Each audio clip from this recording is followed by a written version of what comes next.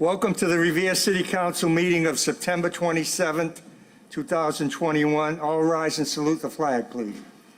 I pledge allegiance to the flag of the United States of America, to the republic for which it stands, one nation, under God, indivisible, with liberty and justice for all.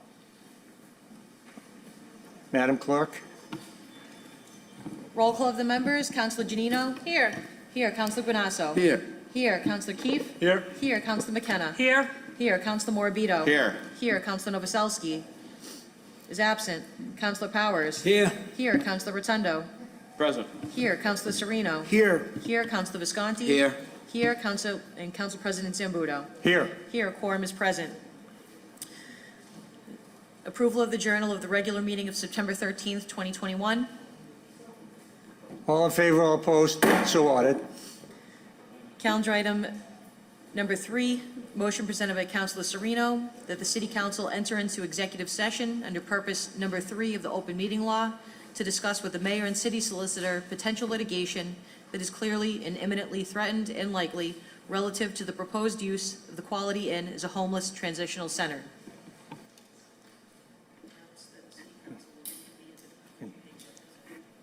Okay, the City Council will reconvene at the conclusion of the executive session. Request roll call to enter an executive session. Roll call. Councilor Janino? Yes.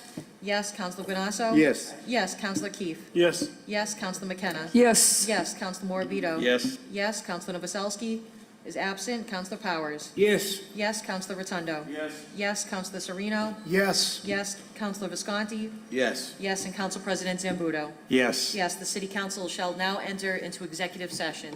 Okay, before we ask everyone who doesn't have business in the executive session to leave the chamber, I just wanted to mention that I did receive a call from Councilor Novoselsky. He's at the hospital with his wife. Okay. All right, now we will ask anybody not having business with this executive session to please leave the chamber.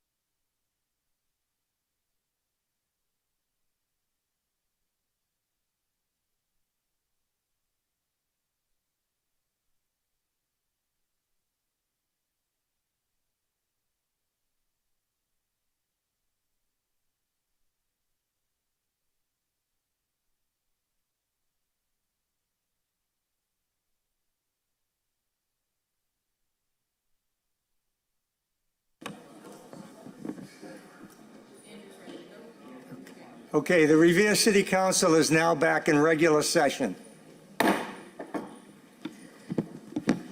Madam Clerk. Council Order 21-314, hearing called is ordered on a petition of Victoria Scaramuzzo, 60 Geneva Street, Revere, Mass., and Johnny Peguero and Yvonne Flores Montoya, 56 Geneva Street, Revere, Mass., to discontinue and abandon a certain portion of Italia Avenue as illustrated on the petitioner's plan. This is a public hearing. We'll hear from proponents.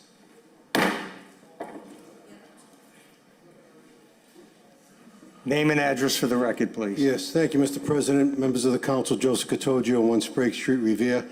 Representing the applicants, presented this petition to seek an abandonment of a small portion of land that is abutting Geneva Street between their two properties. Their two properties straddle this 40 by 80 piece of land that was identified as a portion of Italia Avenue. It's a paper street that is not in use now, not has in use for quite some time.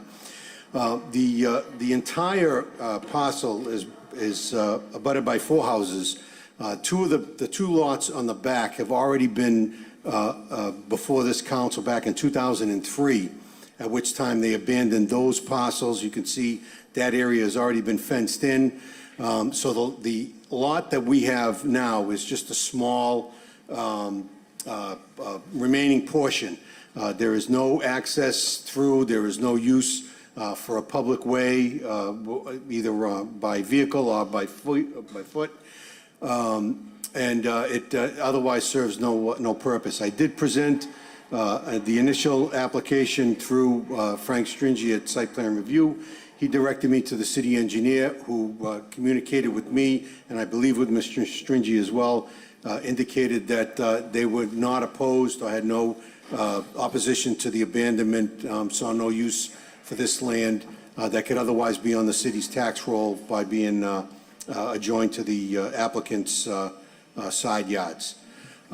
My clients are here tonight. They are also here with some neighborhood support.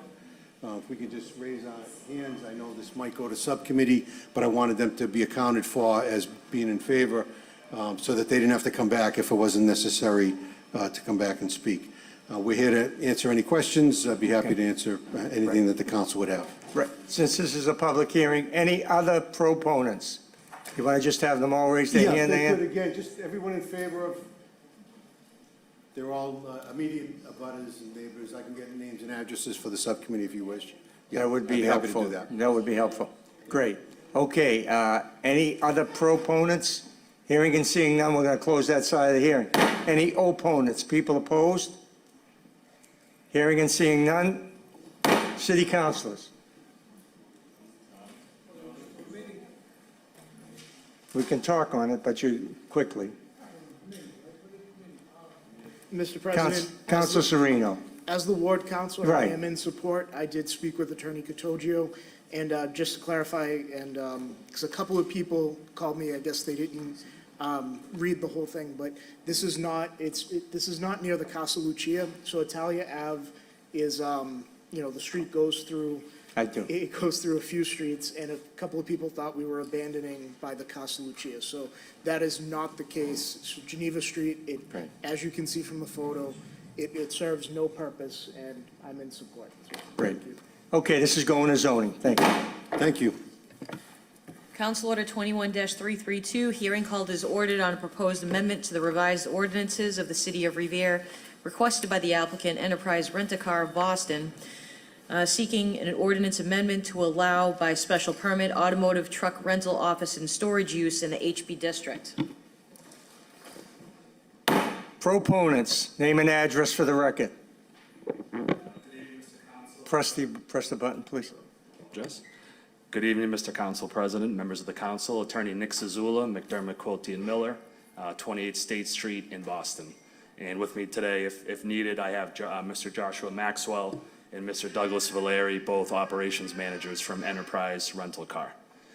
If you wouldn't mind, Mr. President, I can give a brief overview. Yes, go right Yes. ahead. So just a brief overview. I know it's been a long night already, but what's being proposed here tonight is to look at the Highway Business District, which is a highway, commercial, and regional business district under the zoning ordinance. In that district currently, an automotive, truck, rental, office, and storage use is not permitted under the zoning ordinance.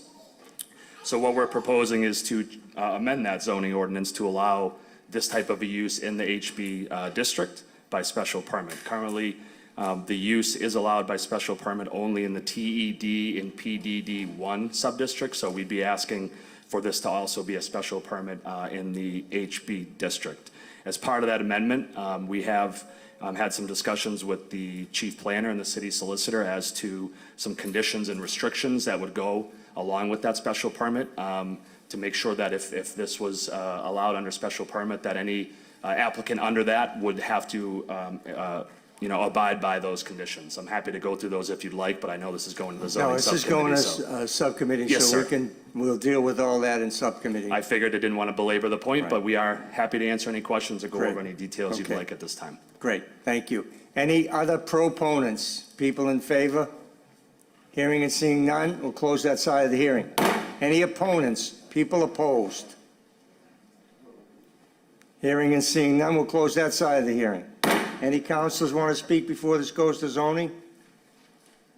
Looks like no. Zoning, Thank you very much. thank you.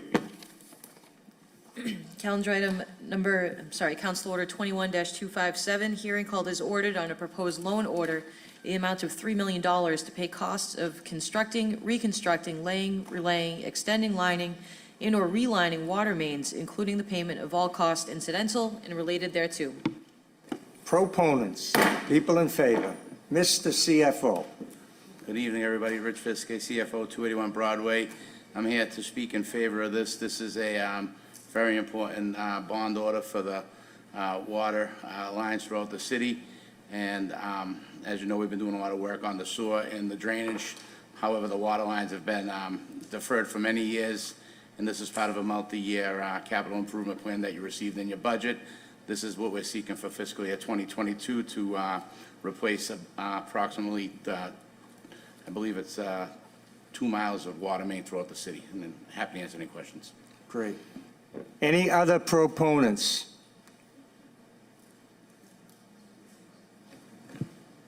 Name and address for the record. Paul Mr. Genzio, Director. 245 Reservoir Avenue, Superintendent of Public Works. Don Chermella is on vacation this week, and he wanted me to convey his wishes that this be passed, as well as my own. They've done a very good job over the past couple of years, replacing a lot of water main, and they got a head of steam built up, and they want to continue that. Great. Thank you, sir. Any other proponents? Hearing and seeing none, we're going to close that side of the hearing. Any opponents? People opposed? Hearing and seeing none, we're going to close that side. Any councilors? Councilor Novoselsky. Go ahead. Thank you, Mr. President. Through you to Paul, do we have a list of streets that are targeted for this $3 million?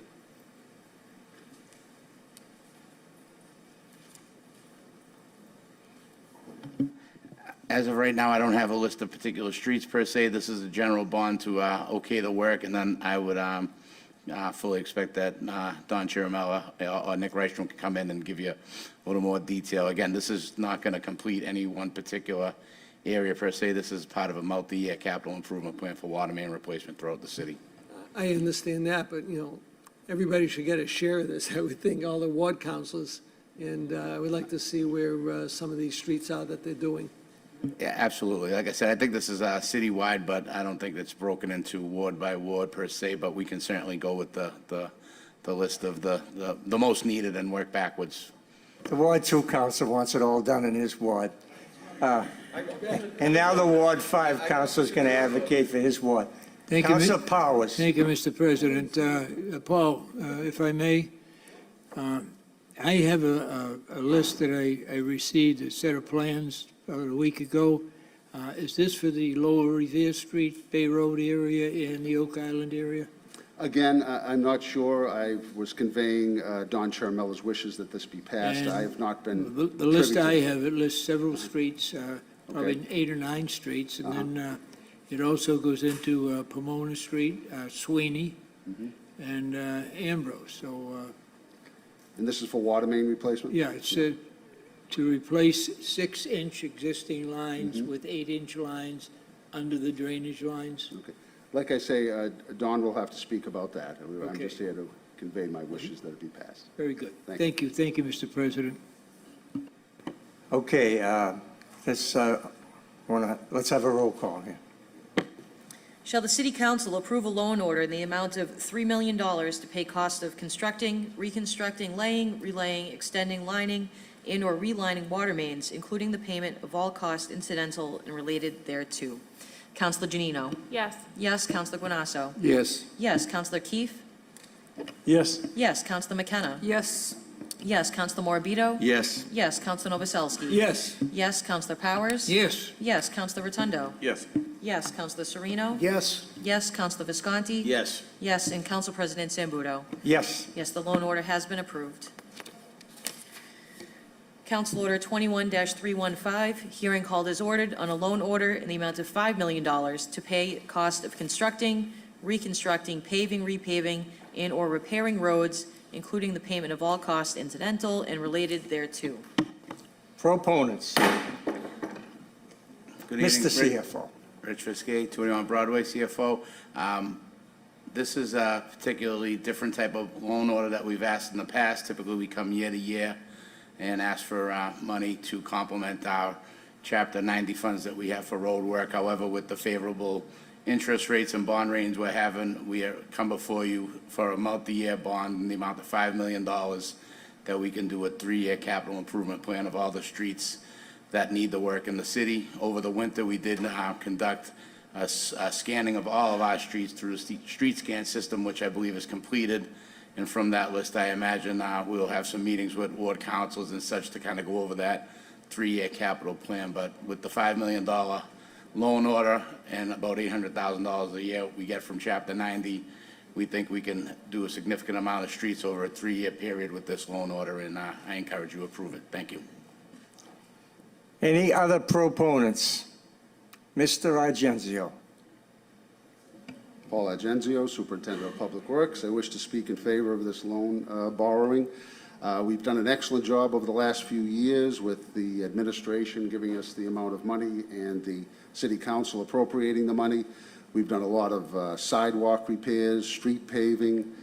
We'd like to keep that going. As Mr. Viskey said, we had a street scan done over the winter, so we have a good map of the city, which streets need it the most, and I'm sure we'll be entering into meetings with the various wards, councilors to see their opinion on what streets they believe need to be done, and look forward to doing the work. Thank you. Any other proponents? Hearing and seeing none, we'll close that side of the hearing. Any opponents? People opposed? Hearing and seeing none, we'll close that side of the hearing. Any councilors? Councilor Novoselsky. Thank you, Mr. President. Mr. President, once again, I'd like to see what the reach out is for which streets are involved here. I know in the past, when they did the street scan, we all got copies of what the showed which streets are the worst, and which was really great. And I hope that we get a good sense of which streets we're talking, because a lot of these streets that may be on the list are involved in this water pipe replacement. So I want to make sure that Right. we're not repaving a street and then digging it up Oh, no, that's the to last put thing we want to do. new pipes in. Right. So, and I know I've stopped some streets to be done. Right. Because I knew the pipes were weak. And Right. I'll mention Centennial Ave right off the bat. And that's been going on for 10 years now. Yes. So, I So hope we can there'll get certainly be a list. concerted effort with water, sewer, the engineering department, so that situation that you described does not happen. We will certainly share the information that we got from Street Scan with everybody. In addition to that, we've been working with National Grid when, for instance, like up on Suffolk and Ridge, where they do gas main replacement. Instead of them paving half the street, they give us a sizable chunk of money. We'll be able to add to it and then pave the whole street rather than get it half done. So that's something we've done over the last few years, and it's been very successful. Thank you. Councilor Keefe. Mr. President, thank you. Similar to Council Novoselsky, and I don't want to belabor it, I certainly want to get this going. I just would like to get, as quickly as possible, yourself or I know Mike Kessman typically gets us the list. We'd like to know quickly so we can let our residents know what to expect in getting some. I know that I have a few. I know Arthur has none, so Right. we'll make sure. I just want to make sure we can communicate it properly. Thank you. Positively. Thank you, Counselor. Counselor Guanasso? How did he know? I find it humorous that Ward 5 and Ward 2 are doing the most outspoken on this one. If they only took a look at Ward 3 and say where all the money's going in Ward 5 and Ward 2. But I would like a listing of also the streets that are going to be done, because I know they're doing a lot of side streets off of Revere Street. And they're digging one day, they're repaving another day, then they come back another day, they're digging. So I'm a little bit confused as to how the process is working. And I want to make certain that once the digging is all done, which I know they have to do, that a fair amount of those side streets will be done and covered properly. And I know under your direction they will be. Positively. We'll get that information out Thank to you, Paul. everybody. I know everyone's very interested. Thank you very much. Thank you, Paul. You're welcome. Thank you, Counselor. Counselor Powers? Thank you, Mr. President. I'd like to compliment Councilor Donasso for a statement. It's similar to a statement that former Councilor Patch made up here one evening, how come Ward 5 gets everything? Well, Ward 5 does get a lot. Thank you.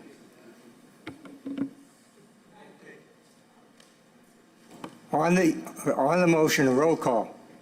Shall the City Council approve a loan order in the amount of $5 million to pay cost of constructing, reconstructing, paving, repaving, and/or repairing roads, including the payment of all costs incidental and related thereto? Councilor Janino? Yes.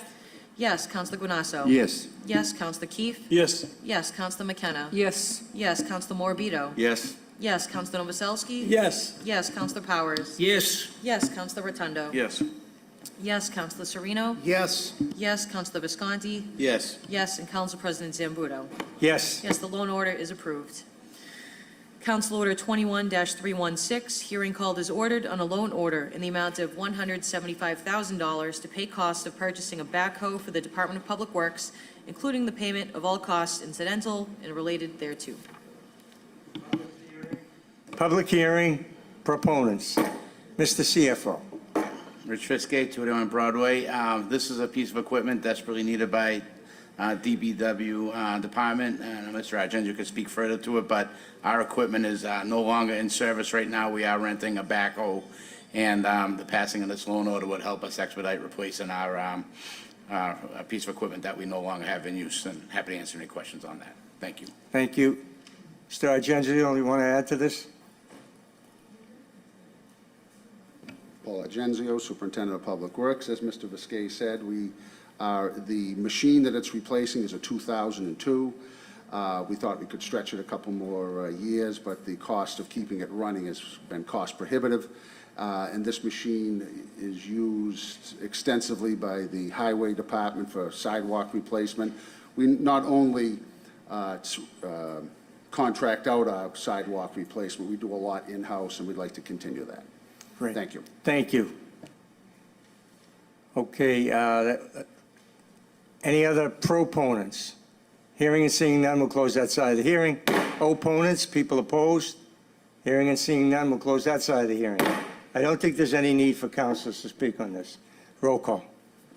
Shall the City Council approve a loan order in the amount of $175,000 to pay costs of purchasing a backhoe for the Department of Public Works, including the payment of all costs incidental and related thereto? Councilor Janino? Yes. Yes. Councilor Guanasso? Yes. Yes. Councilor Keefe? Yes. Yes. Councilor McKenna? Yes. Yes. Councilor Morbido? Yes. Yes. Councilor Novoselsky? Yes. Yes. Councilor Powers? Yes. Yes. Councilor Rotundo? Yes. Yes. Councilor Sereno? Yes. Yes. Councilor Visconti? Yes. Yes. And Council President Zambudo? Yes. Yes, the loan order is approved.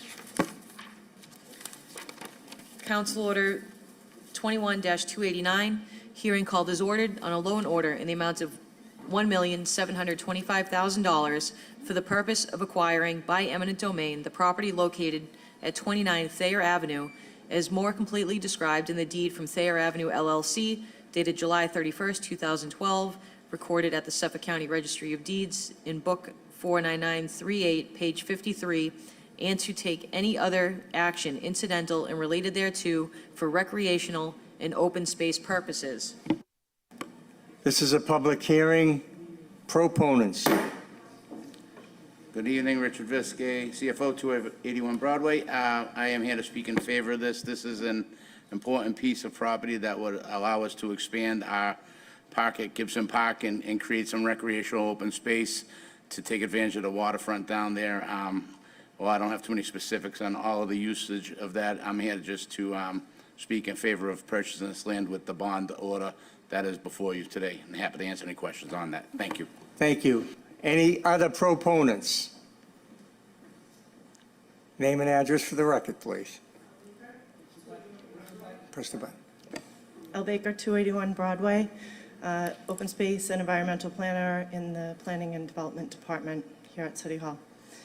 Honorable Council and President Zambudo, the acquisition of this property at 27 Thayer Ave is a monumental step towards advancing the goals of the Riverfront Master Plan and to expand and enhance our recreational opportunities.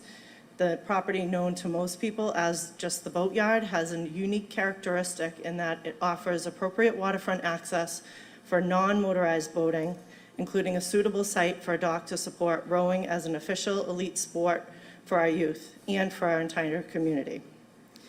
That's not currently available today. We don't have any waterfront access points for non-motorized boating, including kayaking, stand-up paddleboarding, and this would provide access for individuals as well as programming so that people can learn how to participate in these activities. In addition to that, as Mr. Viskey mentioned, it's also adjacent to Gibson Park, which many of you are familiar with, is a 3-acre facility that offers a ball field, tennis courts, a walking loop, golf putting range, and a playground, as well as a community garden. This additional space would offer an epic opportunity for water-based recreation as an addition to Gibson Park. And before we even completed the Riverfront Master Plan, the Planning Department, we've been seeking and exploring opportunities to repurpose the Thayer Ave Boatyard. So the parcel has, as many of you know, a long history of controversy by the surrounding neighborhoods with previous suggestions of residential development. And this acquisition, if approved, will put a stop to that discussion for residential use for good. Instead, introducing a new water-based recreational space that the city is lacking and eliminating a general eyesore for the neighborhood and the community as a whole. The city's already completed due diligence on this site, a feasibility study to explore the current conditions and the schematic designs for a dock suitable for crew teams to launch, and also for a walk-in access point for kayaks, canoes, and paddleboards. So we've also collaborated with subject matter experts in regards to what are the requirements to support this. We've also determined that the existing building may or may not be able to be preserved, but we would like to preserve the character of the building while renovating the facility to provide some small boat storage, classrooms, meeting space, and restrooms. The city's prepared to take the necessary steps required to seek grant funding in order to bring this transformation to fruition should this acquisition transpire. Just to mention a few things that have happened also adjacent to Gibson Park, which will lend into this advancement for waterfront recreation. We've secured 2 additional grants just in the past few months. MVP planning grant for Gibson Park to include specifications so that we can restore the salt marsh, rain gardens, a bioswale, subsurface stormwater storage, design, and a raised ADA walkway for access point to the waterfront without being in the actual marshland, as well as the design plan for a multi-purpose field that will sit atop the subsurface storage. In addition to that, a park grant's been secured just last week to replace the mulch surfacing for the tot lot with ADA poured-in-place rubber surfacing. And then, not to leave out, we've also applied for a MassWorks grant to begin the planning to reconfigure the ramps across from Gibson Park, so that that would eliminate access and travel via the Riverside neighborhood to access both Gibson Park and this new facility for recreational boating. I just want to be clear that we're not, it would not be a public boat launch for motorized vehicles. It would just be for non-motorized boating. And people have mentioned there's one boat that's required for the crew teams, and that would be the only extent of motorized boating that would be facilitated through that site. Thank you for your time and consideration for this acquisition to enhance recreational space and resiliency in our community. Also, with the transition of reconfiguring the space, resiliency will be at the forefront of all the planning. And this is a very low-lying area, which is definitely a space that we need to keep our eye on for flooding. So all of that will be considered in the reconfiguration of the space. Thank you. Thank you very much. Any other proponents? Mr. President, thank you, Frank Stringy, City Planner. I think we're all aware how important it is that we seize this opportunity and acquire this parcel. 50,000 square feet, approximately 200 linear feet of shoreline. It's an intricate component of the Riverfront Master Plan. When you add this piece to the puzzle, that'll give the City of Revere ownership of over 3,000 linear feet of shoreline along Mills Avenue, unobstructed, all the way around Gibson Park. And when you add the development of the G&J site with their proposed boardwalks and opening up access to that section of the river, that adds another 1,000 linear feet. So over 4,000 linear feet will be available to the public for shoreline use. Something that's unprecedented in the city. We all know it's been neglected over the years, and it's been interrupted by undesirable uses. This gives the city a huge boost for its recreational planning and pursuits. I look forward to the City Council voting for this. Thank you. Thank you. Any other proponents?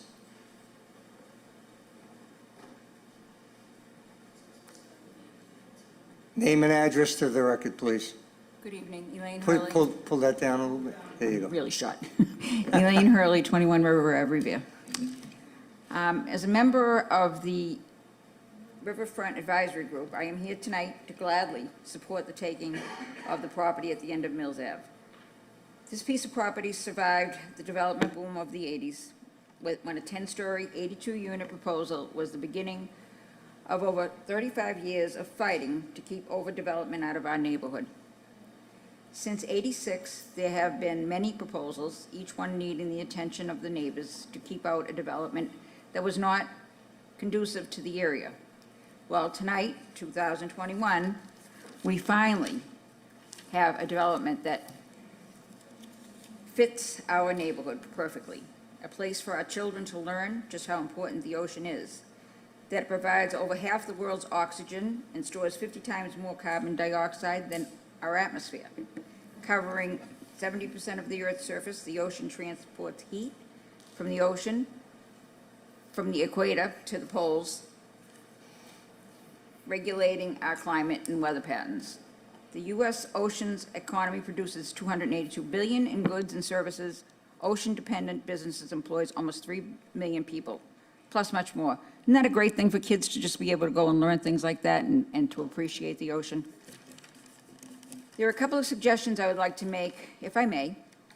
We have a neighbor who has followed in his dad's footsteps, and his son will follow in his, to continue the family's lobster business. They have lived in Riverside and fished out of Riverside for over 40 years. Winters, he has been allowed to keep his lobster traps on a small piece of the property.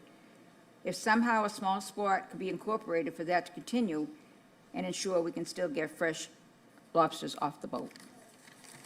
The second suggestion has to do with someone who is no longer with us, but would be just as happy with this taking. That is Councilor John Arrigo. He worked tirelessly to protect that property when it was very vulnerable to development. I thought what a nice remembrance it would be to somehow incorporate his name with the naming of the building. I'd like to thank the administration for all the support we have been given to finally make this a reality. Also would like to thank Councilor Powers for his fair share to protect the property. Thank you to the community development and to Frank Stringy Hallelujah. It's done. Thank you very much for your comments. Any other proponents? Hearing and seeing Council none, we've got President, some there's several- to read and, oh, Okay. excuse me, we have one other. Hello, City Council. Jay Bolton, 14 Cataldo Drive. I am a trustee of the Point of Pine Yacht Club, past Commodore of the Point of Pine Yacht Club. Went through this process. I was very close with Elle, and I think it's great. You know, the neighbors have wanted something like this for some time. The kids are always looking forward to having something new to do, new space to do it in. So I just want to let you know personally, I'm behind it. That's it. Thank you for your comments. Madam Clerk, you have some proponents to read into the record? or- Yes, I received a few emails today. Robert Mara would like to be recorded as a proponent. John Polcari would like to be recorded as a proponent. Michael G. Tucker as a proponent. Gina Vanderloop as a proponent. And Loretta Lacendra recorded as a proponent. All their letters are on file. Great. Okay, so that's the proponents. We're going to close that side of the hearing. Any opponents, people opposed? Seeing none? Any councilors? Councilor Powers. Thank you, Mr. President. Before I forget down the road, I'd like to publicly thank Mr. Elaine Hurley for defending the neighborhood down there for so many years. Before I got elected on the council, there was a proposal to put in, I think, twin towers on that piece of land, 50,000 square feet with two towers going up.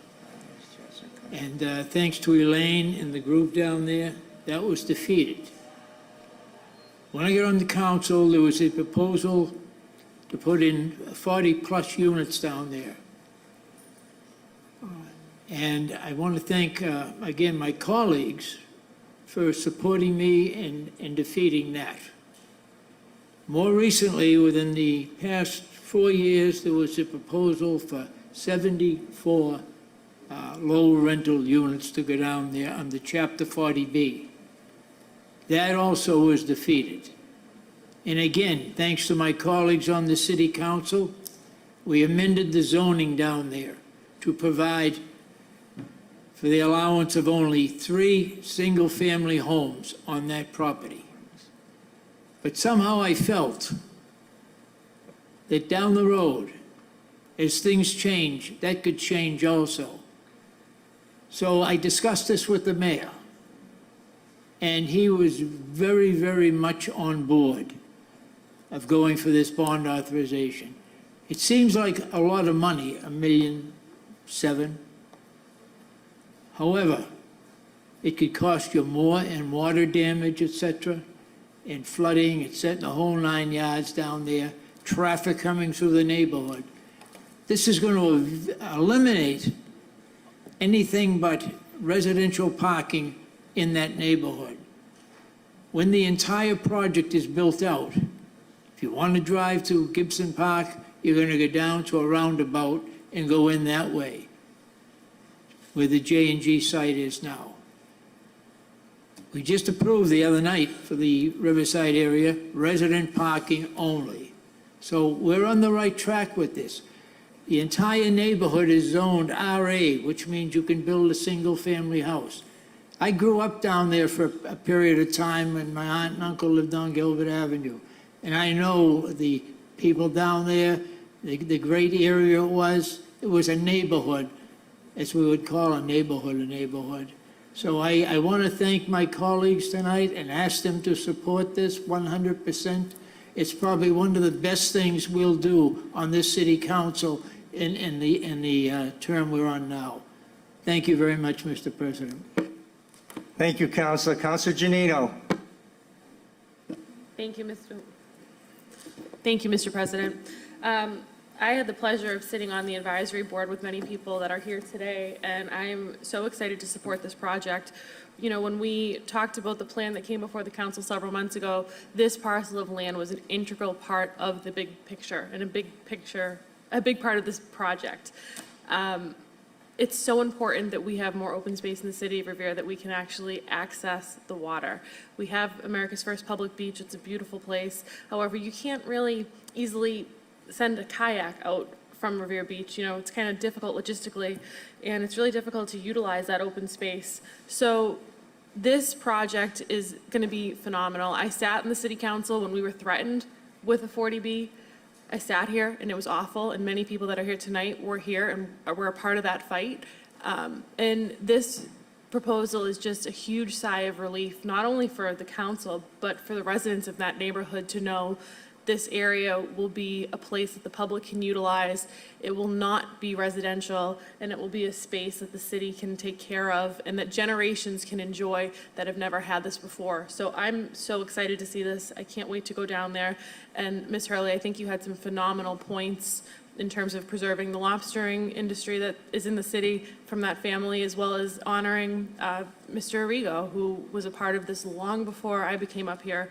But thank you for your advocacy, as well as many of the neighbors in Riverside that are here tonight. And thank you for our partners at Redgate for, allowing the city to make this part of the project, and for being so open-minded and looking at the big picture and how this can help the community and make the city of Revere a better place. Thank you. Thank you, Councilor. Councilor Keefe? Thank you, Mr. President. I'll be brief in just saying that I didn't, I was part of the advisory committee as well, and recognizing what we had the opportunity to do down there. I didn't think that this was going to happen this quickly. I challenged the mayor, and I challenged his administration to kind of hold his feet to the fire, and it was less than 2 months from the approval. So I'm excited that they moved quickly and swiftly to get this done, and I agree with Councilor Powers. This might be one of the most important, beneficial projects that we're getting in the city in the next couple of years. So beautiful work. Thank you. Thank you. You were a skeptic on how quick it was going to be done, but it's nice to be wrong on something like that, isn't it? Councilor Novoselsky. Thank you, Mr. President. Mr. President, I'm in awe how great this project's going to be. It's something that we all need. We've done a lot of great things in parks and recreation in the city, even though we still don't have a lot of it, and we're losing a lot for various reasons. But I know down in my neighborhood, we've redone Curtis Park and put a new playground in, and Ward 6, they have a new playground up in Harmon Park, and Ward 3, they've been doing work down there, believe it or not, Councilor. And, yeah, and we just been great with stuff like this. I just want to make sure that this piece of property is held in perpetuity as recreation land. I don't want it ever to be sold to anybody by the city for any kind of development other than recreation. And I would hope that that is part of this package, and to make sure we move forward with it and make this a great place to be. Thank you. Thank you, Councilor Novoselsky. Councilor Visconti. Thank you, Mr. President. I want to go on the record of saying that I'm in support of this as well. And like Councilor Keefe said, I was a little skeptical as well of this happening so soon. As a matter of fact, Councilor Keefe and myself wrote up an amendment regarding this, making sure that this was going to happen. It's going to open up that gateway. It is the key to the master plan there, and I'm sure Redgate will do a great job in their development, but this was an intricate part of that whole development. And I know the residents were skeptical on whether or not we were going to get it, so it's great to see some of the residents who were a little skeptical of not getting it, all of a sudden sending emails to us saying that they're in support of it. So it's great to see that, and I want to thank the mayor's office for getting this done so quickly. Thank you, Mr. President. Thank you. Councilor Guanasso. Mr. President, it was a pleasure tonight to see the keeper of the Riverside in presence tonight. Elaine Hurley has done nothing but keep a watchful eye over every development, everything that's ever been ongoing there, and working in partnership with her ward councilor and and communicating to the administration, to the city council, for the betterment of all the area residents. She kept a watchful eye, and she should be much appreciated for the effort by her neighbors of what she's done for the neighborhood to preserve the integrity of what is there. To come to this fruition and for this type of project and for this type of event to be occurring there, you couldn't get any better. This is really a wonderful attribute to the area. I think it's going to be a useful product for many, many years for the future, for not only the youth of our community, but for everybody. I think it's going to be a great thing and a long time in coming. So this is something very, very positive that's happening in our city tonight, and it's a pleasure to vote for this, to make this happen. Thank you, Counselor. Seeing no other counselors, I'll take the liberty of speaking if I'm allowed. Thank you. So this is a long time coming, and like some of my colleagues had said, there were a lot of skeptics. And some of us took a lot of calls, and they weren't very friendly when we were talking about the master plan. We were talking about the development down there. And some of us kept pushing back and saying this is going to be transformational for that neighborhood. Well, this is part of keeping the promise. That boatyard was absolutely an integral part of the master plan. Without it, the kayaking and the non-motor boats don't work. And like the city planner said, the thousands of feet of shoreline that are going to be opened up with the wonderful development that Red Gate's going to do there. And I said at the end of the last meeting we had on the master plan, when you've got Elaine Hurley on your side, you can't lose. Now, I go back a long way with Elaine. When I first started running for office, she was advocating for her causes way back then. And that night I meant that sincerely. When you've got Elaine Hurley supporting you, you know you've won. And so this is a great night for the city of Revere. It's a great night for the Point of Pines and the Riverside area. It really is. I'm dying to see that. I just hope I'm around to see this transformation of that neighborhood. And I want to see the kids going, taking kayak lessons and all that good stuff that's going to come along with this wonderful thing.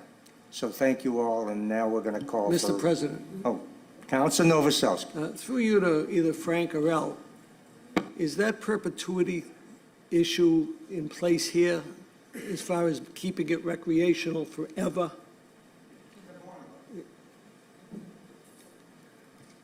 Where? Yeah, the city's taking it with that condition, open space and recreational purposes. Okay. And we'll ask the city council to dedicate it as for park and recreation purposes as well, perpetuity. And that specific language, it gets recorded in the registry of deeds, and nobody can touch it. That's what I'm looking for. Thank you. Madam Clerk, call the roll, please. Shall the City Council approve a loan order in the amount of $1,725,000 for the purpose of acquiring by eminent domain the property located at 29 Thayer Avenue as more completely described in the deed from Thayer Avenue LLC dated July 31st, 2012, recorded at the Suffolk County Registry of Deeds in Book 49938, page 53, and to take any other action incidental and related thereto for recreational and open space purposes? Councilor Janino? Yes. Yes. Councilor Guanasso? Yes. Yes. Councilor Keefe? Yes. Yes. Councilor McKenna? Yes. Yes. Councilor Morbido? Yes. Yes. Novoselsky? Yes. Yes. Councilor Powers? Positively. Yes. Yes. Councilor Rotundo? Yes. Yes. Councilor Sereno? Yes. Yes. Councilor Visconti? Yes. Yes. And Council President Zambudo? Yes. Yes, the loan order has been approved.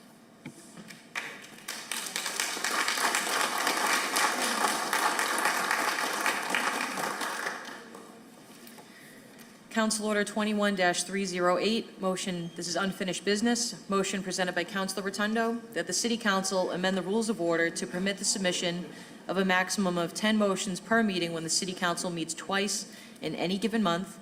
Further, that at the discretion of the President, that a councilor be permitted to speak on 4 motions. Councilor Rotundo. Thank you, Mr. President. So during summer months when we are not in session and so forth, sometimes we will have more than 5 motions that will need to be addressed. And my thought is during that time period, if you would allow a certain amount, and then obviously you would dictate how many would be able to be spoken on, depending on your discretion, or the president's discretion. Any other councilors? Did you call for a roll? Mr. President. Roll, Council, go ahead. Mr. President, you serious? There's 11 councilors here, 10 motions. It's 110 motions. The public wants to know only the key issues of what's happening at the particular time. I think to get into 10 motions, if you need 10 motions, if we meet twice a month, that's no problem. I just think this is absolutely absurd. I won't be here come January 1st, but I'll be watching. And I think half of the, 90% of the people home watching with me will be sound asleep after the 20th motion. And I think the objective here is to convey our messages to our residents, get the job done, but 10 motions? It's insane. At best, I would say send us, can I finish before you state your point of personal privilege? I ask that this be sent to committee for further review. Thank you, Councilor. Any other councilors? Point of personal privilege. State your point. Some of us get called at 1 o'clock in the morning and actually have to call the police to have them go up to Haskell Ave and tag a car because the constituent relies on you to do things like that. So instead of putting a motion in, you call the police and they go up there and do it. But there are times when you have to actually put in a motion in order to accomplish certain things. And being an at-large councilor, not a ward councilor, and having people that call you because they don't speak English, it's helpful to be able to This is assist not people. a point of personal privilege. This is a point of Well, abuse. you attack me based upon the fact that I want to provide a service to people. Okay. What's the will of the council here? Good. Huh? Put it in committee? Put it in committee and we'll discuss it. Okay. Ledger Affairs.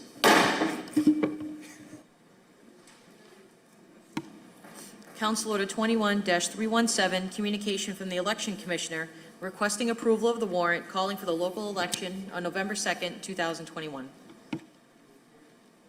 On the motion. All in favor, all opposed? So ordered. Council Order 21-331, communication from the mayor relative to a home rule petition for easement and fee transfers on Revere Beach Parkway from state agencies to the city of Revere for municipal purposes. Councilor Janino. Oh, you're recused, okay. Anybody from the administration want to talk on this? Seeing nobody? Mr. President, I'm in awe of this. You know, I really don't know what's going on with it, and I would like to know more. Can we put it in a committee and Certainly. discuss it? Please. So go to, By City Council Rules of Order, special legislation automatically goes to Legislative Affairs. There you go. Ledger Affairs. On to motions.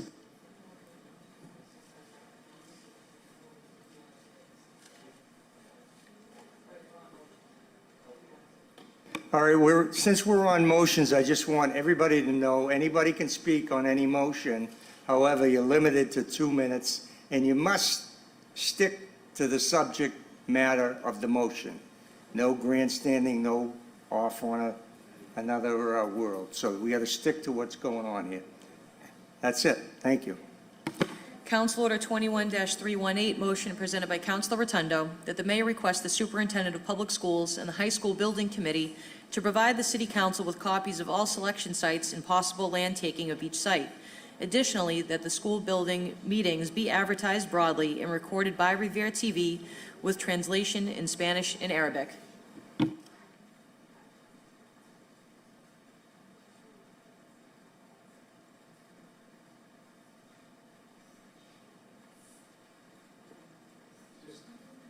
Just give me a second for a recess for a minute here, just a couple of seconds.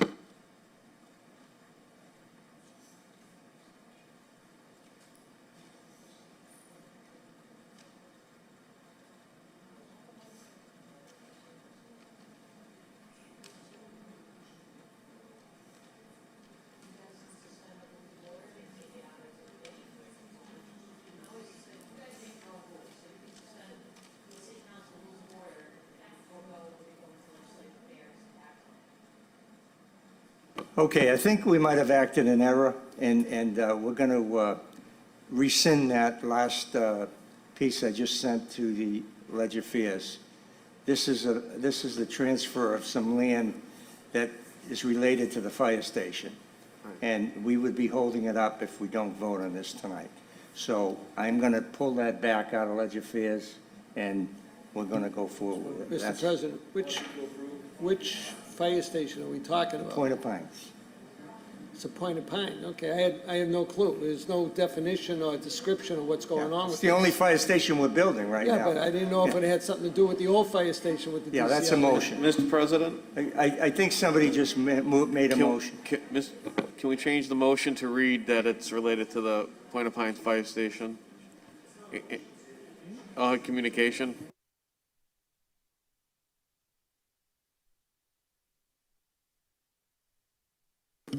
Are you making a motion on this?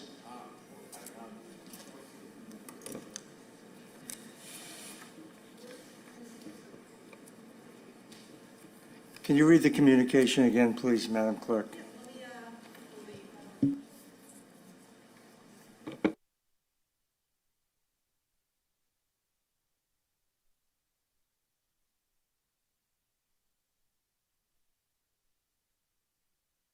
Okay. This is the mayor's communication regarding the City of Revere land transfers. Dear members of the Honorable City Council, I write to request that you're ordering the attached home rule petition that would authorize a transfer of an easement from the Department of Conservation and Recreation and the Division of Capital Asset Management and Maintenance to the City of Revere for municipal purposes. Upon council approval, this legislation would be sent to Representative Giannino for introduction to the Massachusetts House of Representatives. The transfer would allow for the activation of a public information kiosk at Wonderland Station, as well as for the construction of essential public fire safety facilities. Statutory information can be found in the text of the legislation itself, and if you would like to hear more about the necessity of this matter, please reach out to Frank Stringy, City Planner, or Don Chiarmella, Chief of Infrastructure. Thank you for your efforts to ensure the speedy passage of this legislation for the convenience of our residents.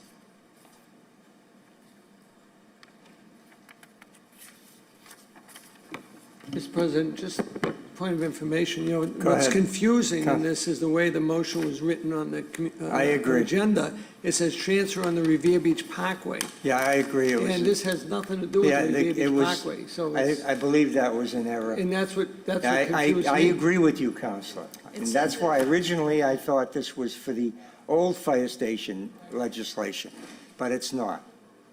So let's move forward on this.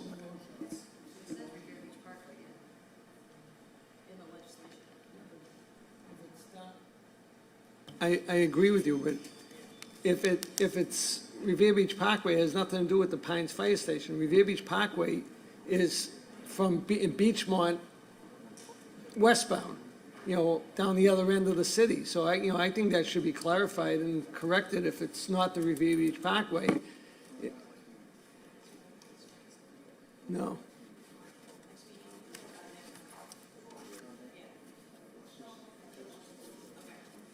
Okay, we're Thank you, Mr. gonna President. hold this over Thank till you. I just want next to meeting. make sure it's clear, and We're gonna hold it over till next meeting, which is Monday, a week from tonight.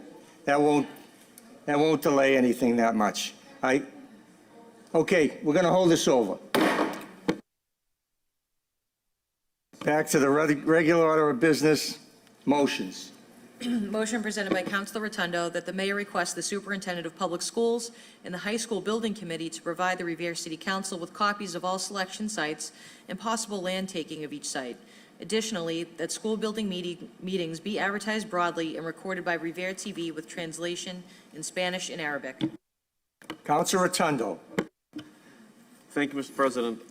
Quite frankly, when you take a look on the Zilfoil site that they have for the school building program, and you take a look at the YouTube, there's very little participation by the people, and I want to get more participation. But the other part of the issue is that you've got people that are very upset about possibly their properties being taken in the event that they build over at the high school itself, and part of that design, depending on which one you look at, looks as though you're taking many of the properties on East Mountain Avenue and then other parts over towards Arcola Park. Then the other issue is also the taking of property over at the Revere housing, which many people are concerned about because that does also show that there too. And obviously, you're in deference to the process of Wonderland being utilized.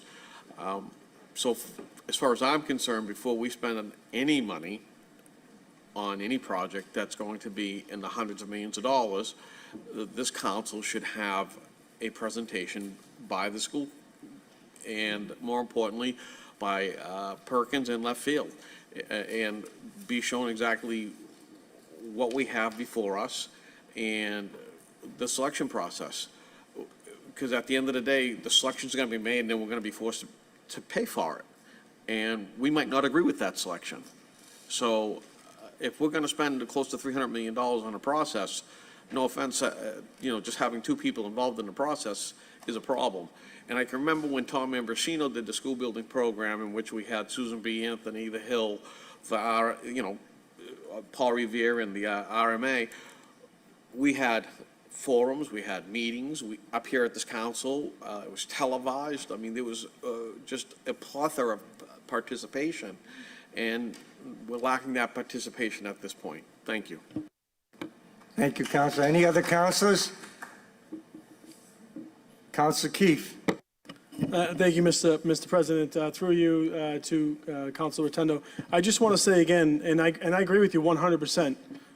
There's not a lot of participation. It's amazing. I know that you in the back jump on in the meetings. They're publicly held. You can jump on any of these forums. I'm not going to show my cards with the way I stand, but I probably very similar to you, Councilor. I don't believe in taking anyone's property. I don't. Unless it's for the best use, and it's also the right people are not using it as intended, which I doubt people on East Mountain Ave are not using their homes as intended. I think they probably certainly are, but anyway, I'm not going to get into that right now. These are open meetings, and there should be more participation, especially when it comes to spending $300 million worth of taxpayer revenue.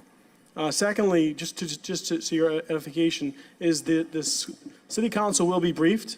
There will be a presentation to the city council, and the city council will ultimately have to approve this funding and this proposal. So the proposal will not be passed without the city council's approval. So as representatives of the residents of Revere, we'll be doing our job as well.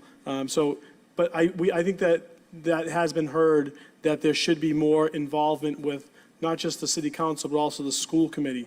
There's representatives from each side on this committee, but bringing it to the committees of a whole. Brian Dakin, who's kind of heading up this and is doing a phenomenal job of really managing this task, agrees that he wants to get more in front of the council, because no one wants to go through this entire process and have an amazing roadblock when it's due, because there is a lot of state and federal funding involved in building a $300 million plus school, where the taxpayers of Revere will probably only be responsible for 25% of it, which is really nice.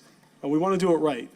And I agree, we want more people to be involved, especially those that are going to be directly impacted, people that have children in our school system, people that live in the neighborhoods that these potential projects will be going in, or people that are just overly involved in the city. So jump on those meetings almost every other Thursday, 5:30. Madam Clerk can share with you. If you email the clerk, she can help you get on to those meetings as well. All right? Through you, Mr. President. Councilor Rotundo, what?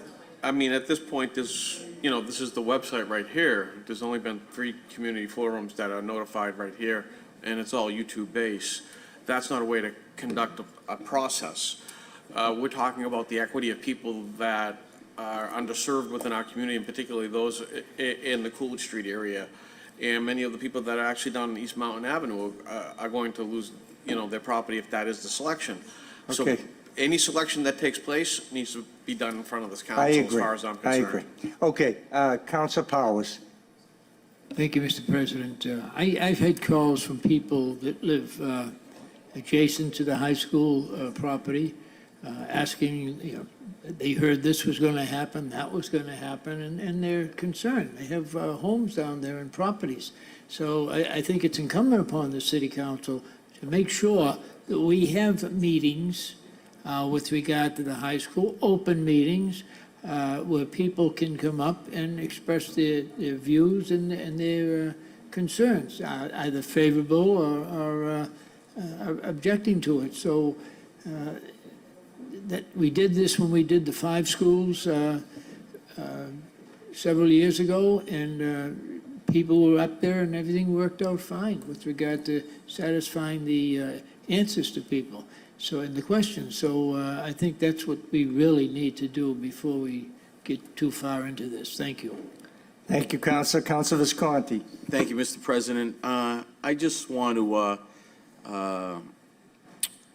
echo the sentiments of Councilor Keefe.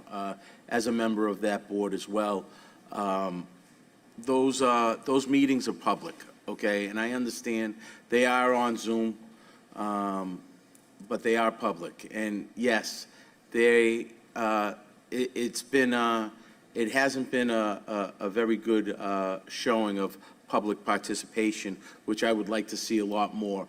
I will say that the decisions that are going to be made are very difficult decisions that are coming about. And we're not going to make everybody happy in the city. So wherever that school is going to be built is going to upset one portion of the city, okay? We have to look at it as what's best for the entire city. And I know that's not an easy thing to do, okay? But it's not, a decision hasn't been made yet, and we would love to see some more participation from the community before a decision's made. It's going to come in front of the council, so this council can take a look at all options and voice their opinions as well. So I just wanted to voice my opinion on that. Thank you, Mr. President. Let me just say that I was on the building committee for 5 schools being built in the school, in the city. And I don't know why we don't have more public outreach and there's not more, people aren't knowing more about these meetings. We're doing something wrong. We're saying they're public meetings, which they are, but we're certainly not promoting them enough, because a lot of people are not knowing about these things and they're hearing stuff on the street. It would be nice if they could just watch it on Zoom, participate, maybe not participate, but at least observe what's going on so they'll understand there's a process here. And you're absolutely right that there are going to be people upset from one part of the city or another. And when something's for the greater good, that's what happens. And I've been up here a long time, and I've been involved in a lot of projects and had to tell people, I'm sorry, you don't want this in your neighborhood, but it's best for the city. And we need to build a high school. My only point is I don't want to take a piece of property off the tax rolls for that purpose. That means I'm a hard no on Wonderland, and I am going to start participating in these meetings, even though I was nudged off the committee for this school. And it might be because I had more construction experience than the contractors that were building the school, and I was protecting my taxpayers, and that ruffled some feathers. Anyways, that being said, I'm going to let Councilor Rotundo finish his situation here, and then we're going to go forward. Well, that's the point of having the selection process in front of the council. We're the ones who are going to make the financial decision. And if the building committee is going to choose one of 3 sites and then come before us, you're a hard no on Wonderland, I'm a hard yes on it. And so I'm not going to take anybody's property, especially people who are underserved. That just doesn't make sense to me. And we have a difference of opinion, and that's fine. But the economics of this takes place here, so that discussion needs to take place here. Because you're talking about 3 different sites with 3 different economic issues, with 3 different processes that affect people. And I feel strongly about that. Thank you. Mr. President, Go ahead, Councilor sorry, Keith. through you to Councilor Rotundo and the rest of the council. I will, again, and we are going to, the committee is going to be presenting in front of the city council. I will ask for more outreach, but I will, specifically to the council, and I will also suggest that maybe these get televised on Revere TV. I will say, I mean, I know that barring some people with technology, you can do this from your home in your pajamas and participate in these meetings. So it couldn't be easier. You can do this from your car and work. You can do this anywhere. You can be anywhere in the country, all the world for that matter, and participate in these meetings. So it couldn't be easier on that end, but I agree, some people technology is difficult. I think it's getting a lot better when we all know that we have many family members that couldn't turn a computer on 2 years ago, have gotten really good at it. We'll do more. I'll ask specifically, and I'm sure Councilor Visconti will, to get this in front of the city council a little bit more, and to see if we can get these televised on Revere TV as well. Okay? Thank you. Great, thank you. On the motion, all in favor, all opposed? So ordered. Calendar item, Council Order 21-319. Councilor Rotundo, are you still withdrawing that motion? Okay. That's been withdrawn at the Councilor Rotundo's request. Council Order 21-320, motion presented by Councilor Rotundo that the City of Revere establish a Revere Futures Committee. The purpose of the committee would be to act as a think tank for Revere in the realm of education, business, and infrastructure. In addition, committee members would also help to foresee and mitigate future problems and challenges, then present several proposals and solutions to be presented to the mayor. This group would also be instructed to actively search for future potential candidates that could help the membership grow and evolve. Councilor Rotundo. Speaks for itself. Speaks for itself. Yeah, that's going to go to Ways and Means. Council Order 21-322, motion presented by Councilor Morabito that the mayor and the Traffic Commission look into launching a slow streets pilot program in the city of Revere to slow down drivers by introducing speed tables, speed humps, crosswalks, signage, and bollards to help curb the excessive speeding on cut-through streets, especially on streets nearby schools and city recreational spaces. Councilor Morabito. Thank you, Mr. President. As most people know, speeding is a hot topic throughout the city, and it's a major concern of all the residents. The purpose of launching a slow streets pilot program will help curb speeding. They've done this in Dorchester and in JP in Boston. And residents, it seems to be perceived well by residents in Dorchester. And in JP, they just recently rolled it out. The Slow Streets Pilot Program will engage community groups, residents, their ward counselors, the mayor, traffic commission, police. This program will aim towards using safety tools to slow down streets used by cut-through, they'll basically use safety tools to slow speeds on streets used as cut-through streets to primary roads. Safety tools include speed tables, which are different than speed bumps or speed humps. If you ever went to Washington Street in Chelsea, what a speed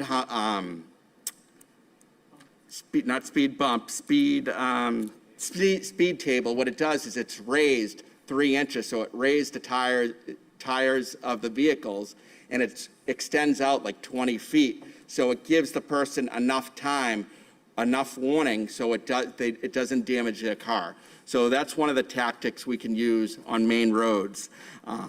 And we would also, launching this program, we would also prioritize and zone areas as youth, elders, residents with disabilities.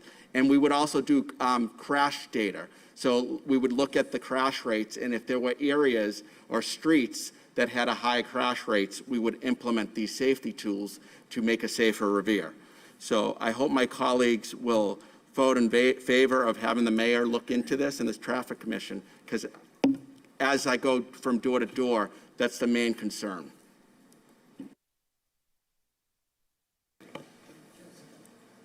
Councilor Keefe. Thank you, Mr. President. I'll be brief, and I support Council Morbido 100% in this. I requested a few months back for a public safety campaign in regards to traffic, distracted driving and speeding throughout the city, if we could use some public safety funds towards that. The answer I got was yes, I got a positive affirmation. I just haven't seen anything with that, so it may be a combination of the efforts. But it's a problem in our city. It's a problem in every city. And, no one is to blame. Ignorance is to blame. People are ignorant. Some people are just totally ignorant. No matter how many signs you put up, no matter how many deterrents you put up, you can't stop it. But I think as a community, we can try and rally behind it and just bring the awareness, especially in those, Ward 4 is filled with cut-throughs off Broadway. Everyone trying to get through the city to different areas. So I experience a lot of it. I know Council McKenna experiences it in a few of her areas coming off the beach or coming through Beachmont, or coming through the large train stations. But I really appreciate this, Council Morbido, and I hope that we can actually take the initiative, because there's just too many high-speed accidents in the city that we need to take a positive step in the right direction. Thank you. Through you, Mr. President. Thank you, Councilor Janino. Through you, Mr. President, real quick, can I just answer? So with what Councilor Keefe said, I think the reason I mentioned Dorchester, because it's actually a program existing. So we have a sample and a model where we can reach out to neighboring cities and see what works. And I know in their study and what they looked into, a lot of people say we can't do this because when the snow falls in the winter, it ruins the asphalt. But they have done studies and they looked into ways where they can address the speeding issues, and so far it's been successful. So it's a model that's been so far successful. Are there pushbacks? I'm sure there are, but at least we have a city that we can look at and move forward from. Great. So. Thank you, Councilor. We can save the rest of the comments for committee. Councilor Janino. Thank you, Mr. President. I just want to say I'm definitely in support of my colleagues' intention here. I think it's a good motion, and I think, when you talk about the vehicles in the city, the two things we hear are speeding and traffic, and they go hand in hand, and I think it's a great program. However, I will just caution the council to look at all aspects of this. There's one thing I will say, and I've said it before in meetings, I'm very opposed to the raised sidewalks. If you think it's dangerous to traverse the city on 4 wheels, I encourage you to traverse it on 2 wheels legally. I've rode a motorcycle since I was 16, and those are very dangerous, and they're dangerous to our friends that are legally traversing the city on two-wheel vehicles, and also low-profile vehicles. I had a small Toyota, and a low-profile Toyota on one of those sidewalks, even going 5 miles an hour, is very dangerous and can cause a lot of damage to your car. So as someone that's been on 2 wheels and a low 4-wheel vehicle, I do caution those raised sidewalks as they're a liability and they're dangerous. Other than that, great motion. Thank you, Councilor. Councilor Novoselsky. Thank you, Mr. President. Mr. President, I like this motion. We all are up here to agree to disagree, and in this case, I think raised crosswalks are imperative to slow down traffic.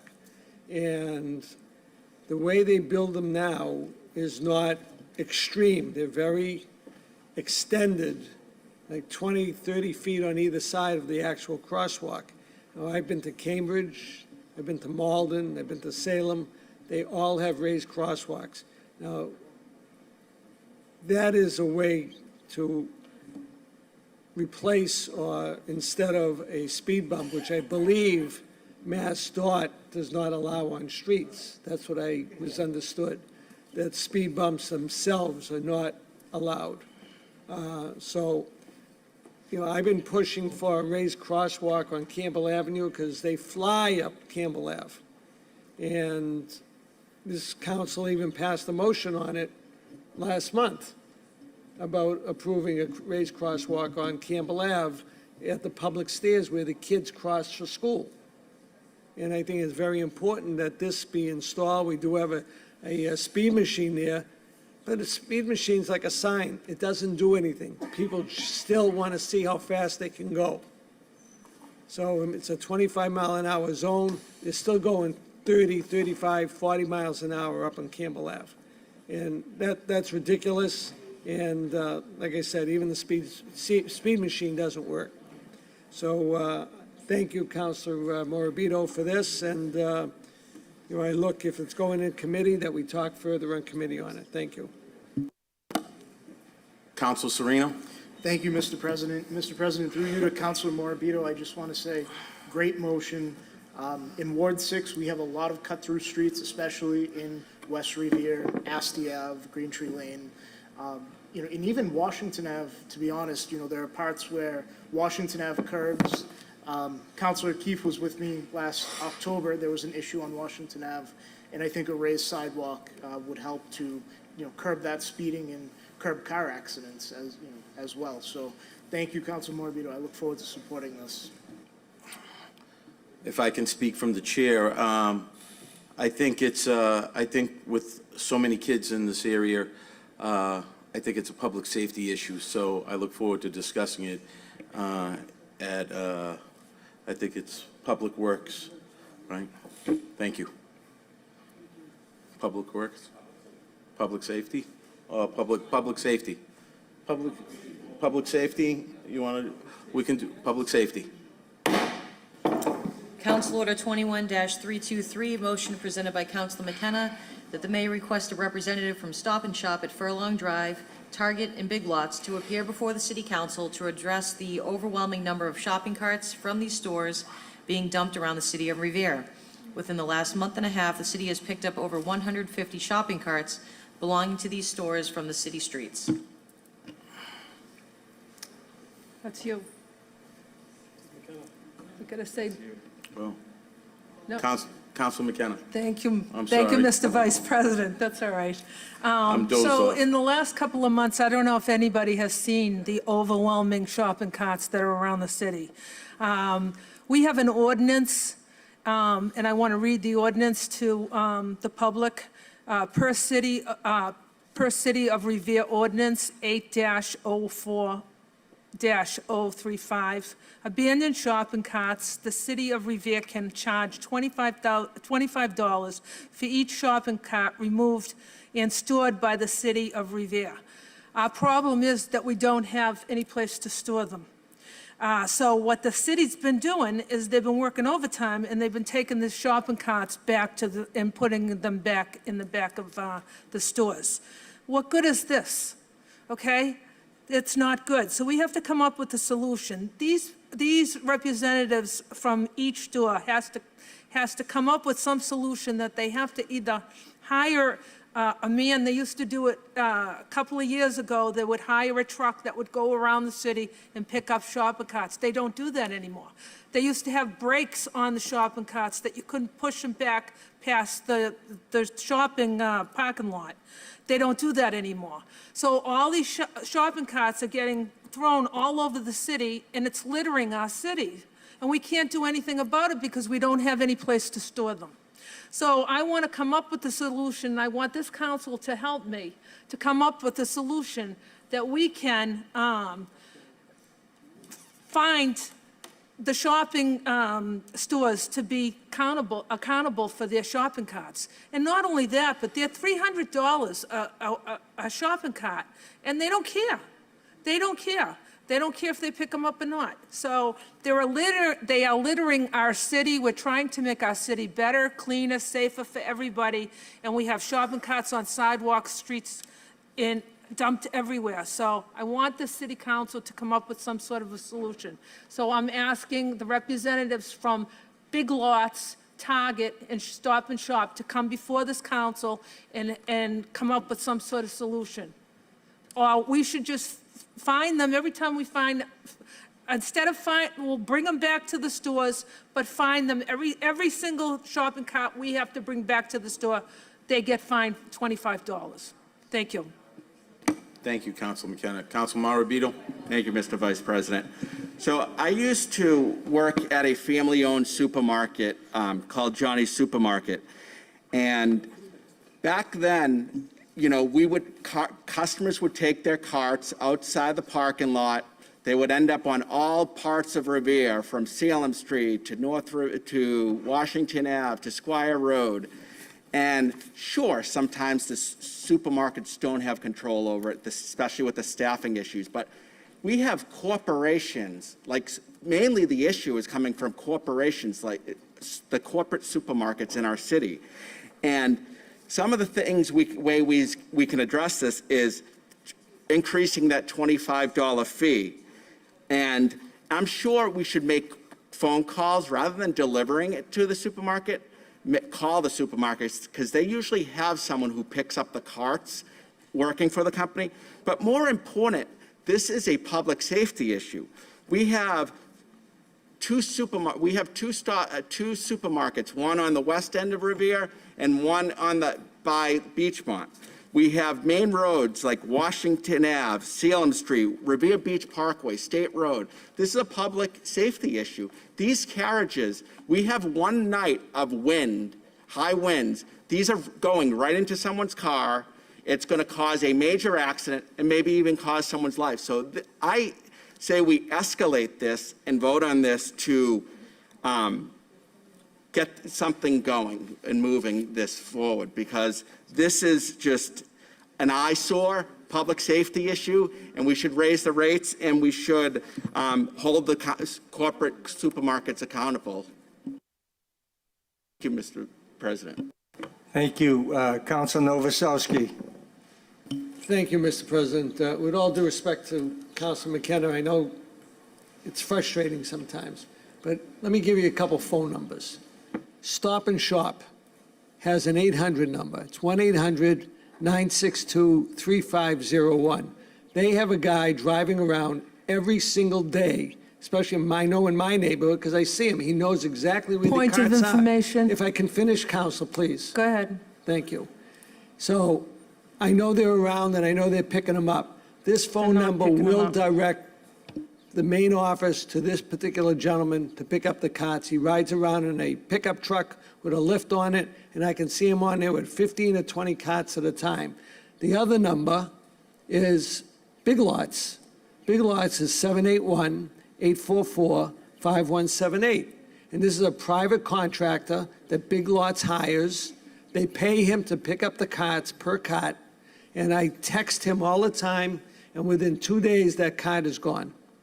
Now, the city DPW has a lot to do, and this is just an added burden to our public works guys. They do pick them up now, but they don't, some of them bring them back. A lot of them take them back to the city yard and they get thrown away as junk. They're only plastic and some metal. They will not, a company, a dumping company will not take these carts. They have to go into the trash. So, I don't mind supporting Councilor McKenna, but here are two companies that have the context to do it. And the only one that does not have it is Target that I know of. And what other companies there are around the city that may have this. I don't know if Market Basket is involved or Price Right is involved, but I know these particular companies do have them, and I implore people to call these companies. They will pick them up. So I'll support the councilor on hers, but just so you know, these two particular companies do it, but we can go after the other companies that don't do it. Thank you. Point of information. State your point, Councilor. It might be your ward, Counselor, but it's not my ward, okay? And I picked up 156 shopping carts in the last 2 months. So it might be your ward, and we did call, and I have an email from Michael Wells today saying that they don't even have, Stop and Shop doesn't even have the guy anymore. So I don't know, I wish you supported me on this instead of giving out all these numbers, because 2 days is too long. 3 days is too long. There's litter all over my ward. And I'm sorry, maybe they love you better than they love me. But let me tell you something, 150... I doubt that, Counselor. Thank you very much, Councilor Visconti. But 156, and that's just what I called in. So I don't even know what the city picked up, because 2 months ago, I put in a motion, if a city truck sees an abandoned cart, pick it up without me calling. But I'm sorry, Councilor Novoselsky, I don't agree with you. You can call. They're there for 2 days. They fill them up with garbage, all right? They're all over my ward, and it's not acceptable. Thank you. Thank you, Councilor. Councilor Janino. Thank you, Mr. President. Councilor McKenna, I think it's a great motion, and I have an idea, and I will not be on the council next year to see it come to fruition, but perhaps you can put in an ordinance to make it so that these companies have to install that brake system, and perhaps they can't have carts in the city. We won't allow them to have shopping carts if they don't put in the system. And I think that's an easy way to make sure the problem doesn't happen to begin with. So just my thoughts, but thank you.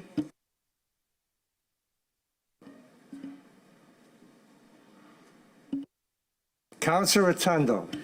When I was the Ward 4 council, that's what we did over at Walgreens. We made them put in that locking mechanism, and it works. And maybe we should raise the cost of return from 25 to 100. Anyone else? Oh, I'm sorry. Name and address for the record, ma'am. Yes, my name is Ina Tall, 100B Florence Avenue, and I support, Councilor McKenna on this, and I think it is important, and I think raising the price is actually a good idea. But also, I think that what Janino, Councilor Janino said, and I agree with that as well. I think that it is important, and it should be mandatory that they have the cards with the locks.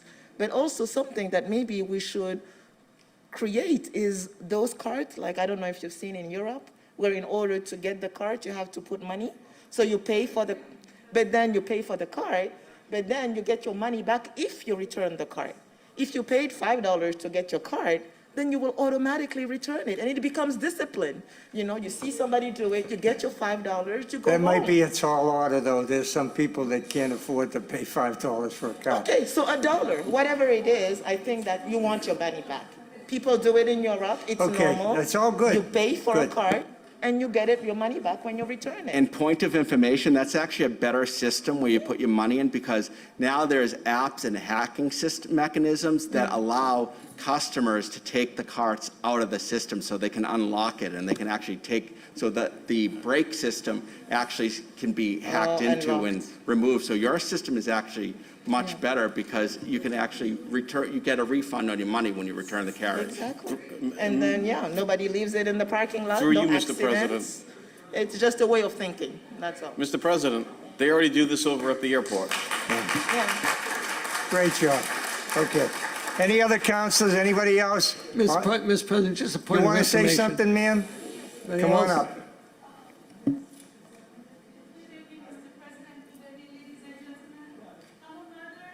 Press the button, please. Good evening, Mr. President. Good evening, ladies and Good evening. gentlemen. Name and address for the record, please. My name is Wishdan Ben Mehdi. I'm living in 73 Neponset Street, Revere, you. in front of the... Thank you. Mr. Powell, I'm his neighbor. I just want to express something as a mother, and then that's what I'm here for. Instead of talking about the shopping cart, it's important too, but I'm having a son that he's 3 years old in a room. I'm afraid that he can be playing outside, as you can see. There's drugs everywhere. There are people that they're saying bad word. He's only 10 years old, and during the 3 weeks in the school, in Port Revere School, he learned all the bad words. And now, with all the neighborhood that we have, I heard that they're gonna be bringing more homeless and more drugs to our area. So I'm not sure I'm following. Huh? You can't, you're talking on something. We're on, right now, we're on the shopping carts. Okay, after the shopping cart, maybe I will express myself because I'm talking about Yeah, after something the really... shopping carts, if you want to speak on a particular motion, it has to be on a Sure. particular motion. Two more? Two more motions, okay. Thank you, Mr. Mr. President. All right, so just on a this point of mo- information. What? Just a point of State your information. point. Quick one. I think that paying for your cart happens, I was in Philadelphia, they do that at Home Depot. It only costs $0.25 to unlock the chain in the handle, and then you bring it back and you get your quarter back. And, it's not a football joke. And actually, a lot of the homeless people bring the carts back for the quarters. So it's a win-win situation and something like that. It's a good idea. On the motion, all in favor, all opposed, so ordered. Calendar item Council Order 21-324, motion presented by Councilor Rotundo that the mayor or his designee provide the city council with an update on the construction of the new DPW facility. Councilor Rotundo. Thank you, Mr. President. We've been waiting. I'd just like to know where we are in the pipeline. These people work in substandard conditions down there. The roof still leaks, and I know Donnie Tremello and Joe Lake are doing their very best, but at the end of the day, these men, they are there when we're flooding. They're there when our streets are crumbling, so we can at least provide them the building that we promised. Thank you. Anybody else? On the motion, all in favor, all opposed, so ordered. Council Order 21-325, motion presented by Councilors Visconti, Zambuto, and Sereno that the City Council go on record in support of Mayor Arrigo's letter to the Boston Public Health Commission regarding the use of the Quality Inn as a homeless transitional center. Further, that the council be recorded as opposed to the proposal by the Boston Public Health Commission and its partners to utilize the Quality Inn in North Revere for such purposes. Council Vice President Visconti. Thank you, Mr. President. This issue has received quite a bit of press over the last couple of weeks, and to the point where everybody in the city wants to talk about it. Wherever I go, whether it's the grocery store, market basket, the parks, ice skating rinks, they're talking about this issue. I want to first say to the homeless people and those battling the substance abuse in and around the Mass-Cass area that I am so deeply sorry that Acting Mayor Kim Janey, the Boston City Council, and the Boston Public Health Commission has failed you. The fact that they have the audacity to put their heads in the sand for the past 10 years and then all of a sudden want to push that problem over to the Revere area is inconceivable. It is unbelievable. We have our own problem of substance abuse that we are dealing with and homelessness that we're dealing with in this city. And to try to push that on our city right now, we can't deal with that. You had the Roundhouse. You had the Roundhouse. You had the Roundhouse Hotel, okay? The Hampton Inn. Here's an article, okay, that was shot down by the city council. And why? Because they got pushback, okay, from their residents over there. Okay, so now let's ship them over to Revere. I'm sorry, Mayor Janey. Revere is not and will not be your dumping grounds for your problems.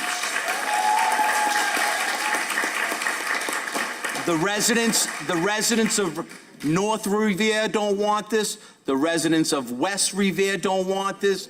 The entire city doesn't want this. Okay? And I hope that the city council, the administration, and all of our residents stand united on this issue. We cannot stand idle and let one city dump their problems on our city.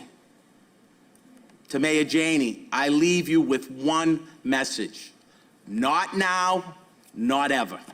Thank you.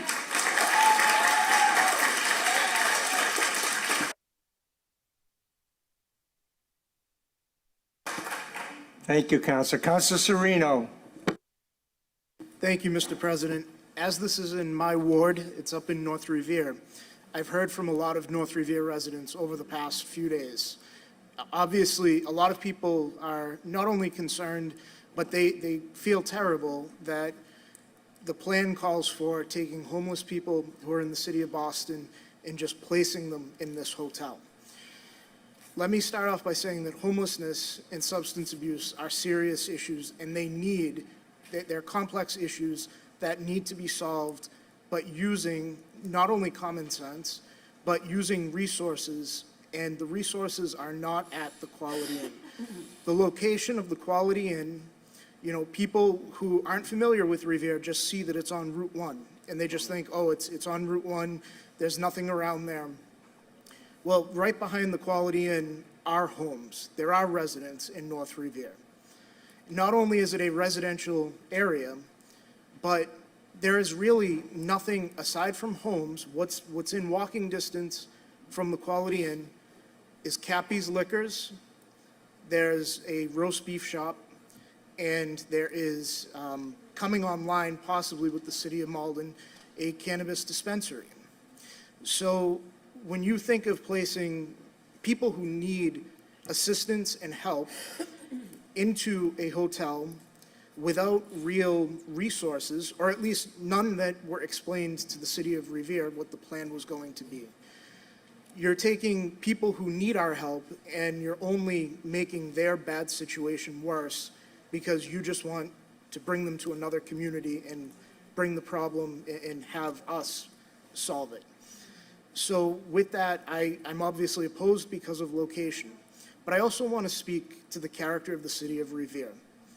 Because lately the city of Revere has been attacked that, this is a regional issue, and yes, that is true. Opioid addiction is a regional issue that requires a regional solution. During the COVID pandemic, Revere stepped up for our region. We, at the Quality Inn, we hosted a COVID isolation center. And to the North Revere residents, some of you may have actually expressed concerns about that isolation center when the Quality Inn was used for that. But there was a plan, and there was, there were resources dedicated. The mayor was on board. There was a real coordinated approach. What is being proposed is not a coordinated approach. When the region needs us, Revere does step up.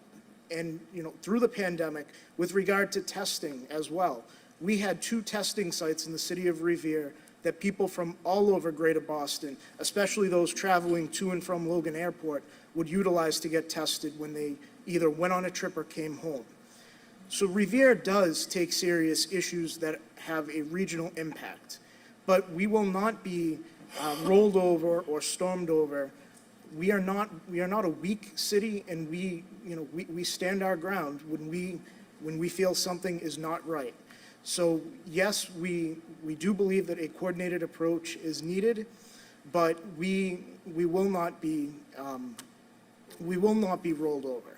And just a final comment, in speaking with Mayor Arrigo, he wanted to express that nobody has moved in to the Quality Inn Hotel as of today.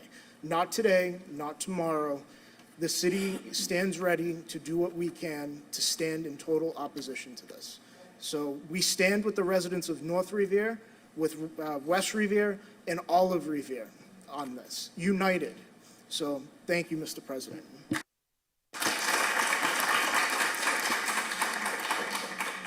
Thank you, Councilor. Since I'm a maker of the motion, I'll speak briefly on this, but I really don't have a lot to add to Councilor Visconti and Councilor Sereno.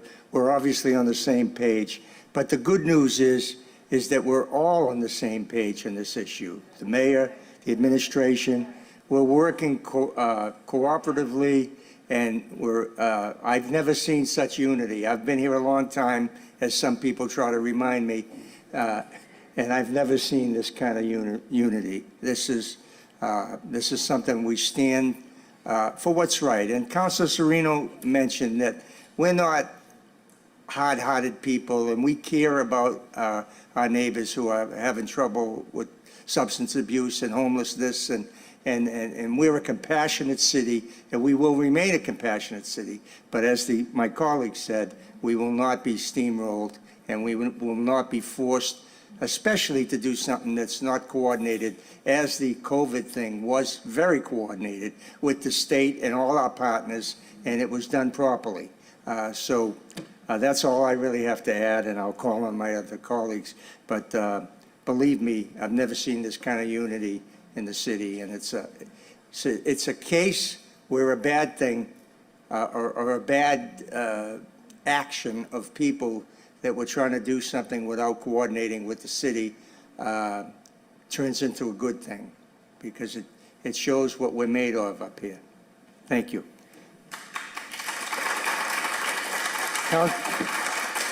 Councilor McKenna. Thank you, Mr. President. I just want to echo my counselor for his words. It's true. We're finally together. I mean, you look at the world and everybody's apart. Everybody's fighting with each other. But the city is united, and I love it. I've been here all my life. I was a teacher for 32 years. When I used to go into another city, people would say to me, "You come from Revere?" And I'd say, "Yeah." And they say, "Is there guns in the high school? What's going on? Do you have metal detectors?" And I'd say, "No, there's nothing going on in Revere. We don't even have any fights." And so they said so we've had a stigma for years, a bad stigma. But you know what? We're starting to uplift the city, and people want to come here. They want to live here. They want to join us. The city is growing. It's safer, and everybody wants to come to Revere now. That stigma is gone. We've got a great reputation. So let's stand together. Let's stand behind the council, stand behind the mayor. Let's stand as one, and let's fight this, because we don't want it. Thank you, Councilor. Councilor Keefe. Thank you, Mr. President. I know there's a few motions tonight in regards to this potential, or this, I wouldn't even say it's a proposition. This was a call made from the city of Boston to our city office, and then subsequently, some of the information was based on them requesting a detail. That's the communication that was given to the city of Revere. They asked for a detail. We have cops on our street. We have police officers in the city, one of the largest growing cities in the state, the largest growing city in the state. We're understaffed in the police department. We're barely staffed in the fire department. City resources are stretched with the amount of growth in our city. We are a very growing city, but we can't handle it. Boston's 60,000 acres, large. Revere is 6. Boston has 4.3 million people. Revere has 65,000. Boston is one of the richest cities in the world. In the world. And you have an interim mayor that's going to make this type of decision in the last few months of her tenure. And I respect that person. I'm sure she's a very good person. In or over her head is an understatement. The proposition that the city of Boston thought that they were going to push over on a good neighbor, because we've been, like Councilor Serino mentions, we've been a very good neighbor. We still have COVID testing sites that people come from all over the greater Boston region. People going to Logan Airport stop off in Revere, Suffolk Downs. We have 2 sites. We inoculated probably hundreds of thousands of people over the last 7 months at our East Boston and our Revere site through East Boston Neighborhood Health. Revere has done its part through the COVID pandemic. Revere will continue to do its part to serve its residents. There's homeless issues in the city of Revere. We have to take care of we have to take care of our own problems first before we can take on one of the richest economies in the world, the city of Boston. Before we take care of all that, we need to take care of Revere. And, I can just say, again, Councilor McKenna mentioned it, we want to get out of this. I had a friend from the South Shore, a very good close friend of mine. He texted me that day this article came out. In a joke, in a way, he said, hey, you got any good hotels in the city of Revere to go to?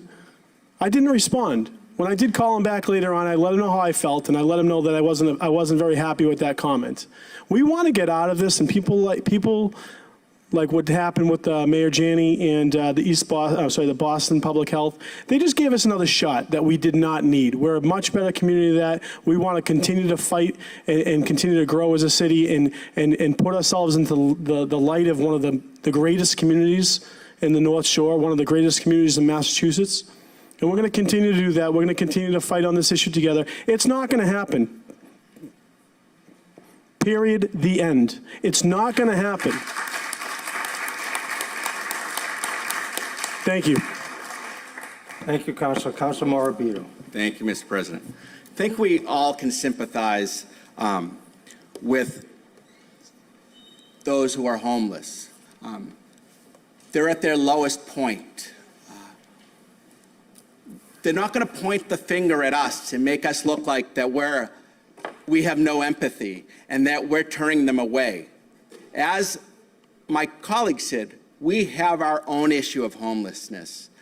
And it's very important, if you connect all the dots and you see what Boston did, is they basically tried to calm their political storm by relocating their issue to Revere. And it's not going to happen. So it's very important that Revere, we are united, and we've been divided on issues, but together we stand, and we're gonna fight this, because we need to take care of our own before we can even think about helping anyone in a neighboring city. Right? So with that said, I think we need to think about this.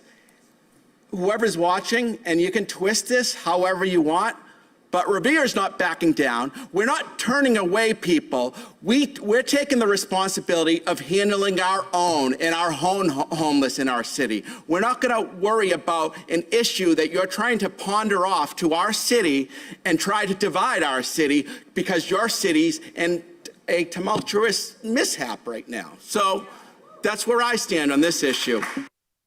Thank you, Councilor. Councilor Rotundo. Thank you, Mr. President. Let's call it for what it is. This is Boston trying to gentrify that part of the South End. If you start down by Harrison Avenue, you come back up from the Inc. spot, that entire area they're trying to rebuild. If you take a look at the Boston Planning and Development Agency site, it shows multiple projects that they're trying to build on Southampton, Mass Ave, Molina Cass. In fact, the ACLU stopped them from putting in $18.2 million worth of trees in streetscape because they had homeless actually right there in tents. What they want to do is dump their homeless and their stricken in our community. And warehousing people of need isn't a way to treat people. I've been a nurse for 25 years. I don't know one study that shows that treating people that have substance abuse disorder or homelessness on a hotel in Route 1 is anything to do. Isolating people is not the way that you treat people. We have our own people in our city that we need to help, that have substance abuse disorder, that are homeless, that families that have food resource issues. We need to help our people. And as was spoken about earlier, when we did the regional thing regarding COVID-19, the Responsible Act, Mass General ran the program. They had their nurses there. They had a plan in place. They had Lynn, they had Winthrop, they had Everett, they had East Boston. We did our fair share. We were responsible neighbors. Acting Mayor Janey is not responsible. If anything, she's irresponsible. And this is one thing that will solidify every single person on this council and in the city, is that we will not stand for it. We will not allow it. Thank you. Thank you, Councilor. Councilor Powers. Thank you, Mr. Chairman, Mr. President. As I said earlier, Boston should have recognized this problem 10 or 15 years ago. I used to drive through Boston, and you'd see people camping, living under the expressways.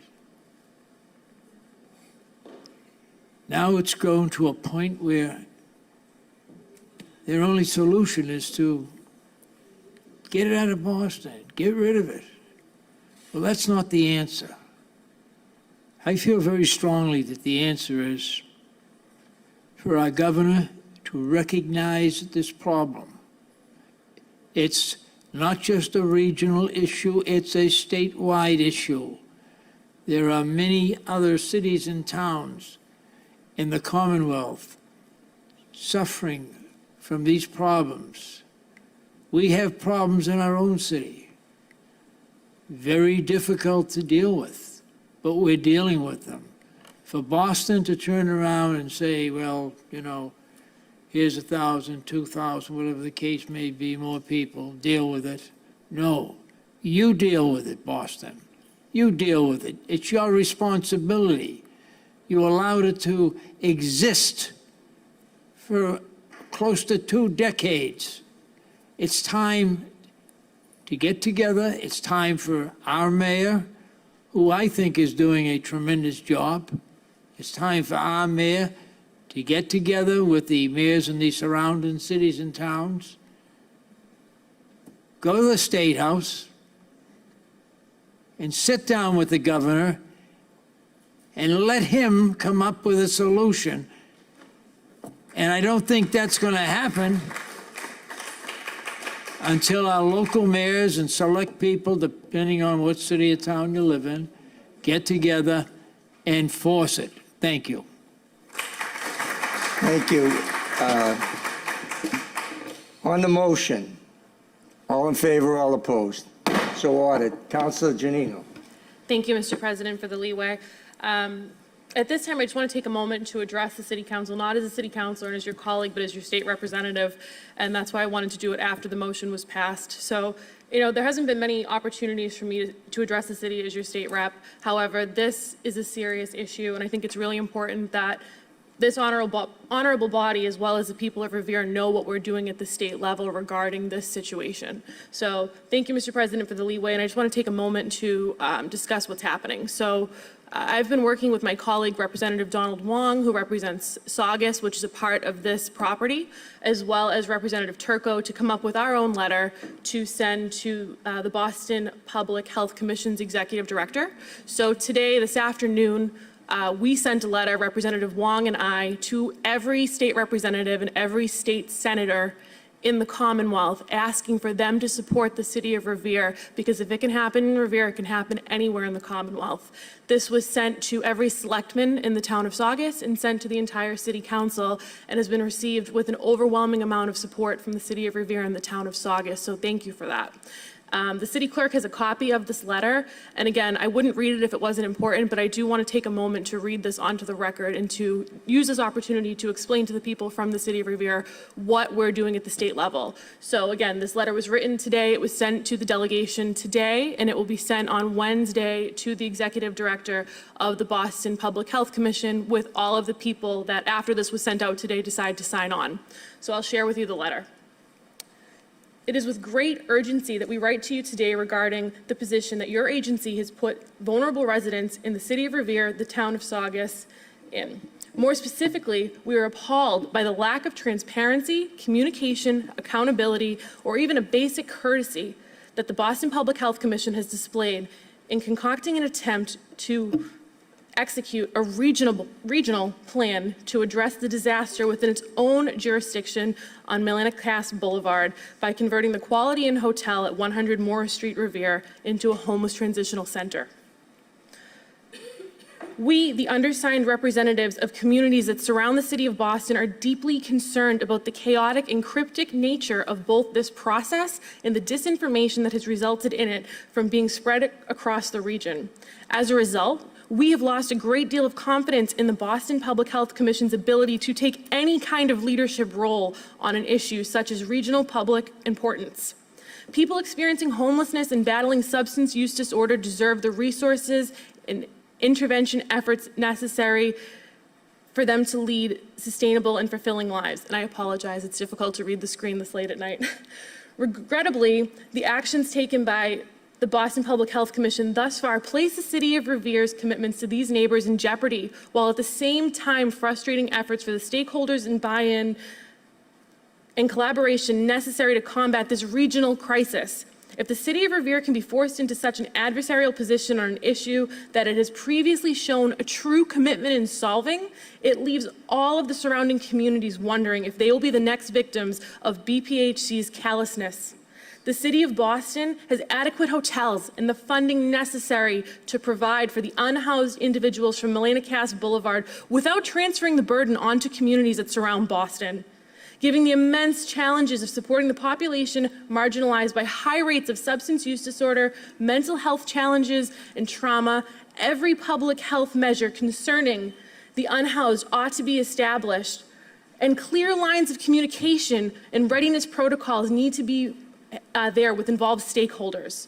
The actions of the BPH, therefore, currently pose an imminent threat to all communities that surround Boston, which jeopardize their ability and willingness to work together. It is clear that little or no planning was undertaken in advance of the relocation of the unhoused individuals from Melanocass Boulevard. The BPHC has continued to insist that the Quality Initiative is just one of a larger regional approach to the crisis happening, yet they have been unable to provide the City of Revere or Town of Saugus any examples of municipalities that are joining in this effort. This information gap is particularly frustrating as Revere believes that this initiative could bind several communities and municipalities together in solidarity, not to root out homelessness in the Commonwealth, is one worth undertaking. This effort cannot solely be focused on our gateway cities, but rather a true collaborative approach across our region. Beyond the logistical and communicational challenges, the BPH has set the stage for a fierce and adverse reaction across the intervention of our homelessness neighbors in need, ultimately undermining the public reaction against, ultimately undermining the public reaction health improvements that we all agree are necessary. We join as colleagues in expressing our deep concern, which we wish to be very clear. Any scenario in which BPH continues to abuse homeless men and women by evicting them from their city and into surrounding communities like this is unacceptable and will not be met without fierce opposition. We hope that you reconsider these ill-conceived plans immediately and initiate a dialogue with public health officials and adjacent communities to chart a new course that will have a real chance at creating a comprehensive and inclusive process to solve these problems. So this was sent out, and again, I wouldn't have read something like that if I didn't think it was important. So thank you all for taking the time to listen, and that's what's going on at the state level.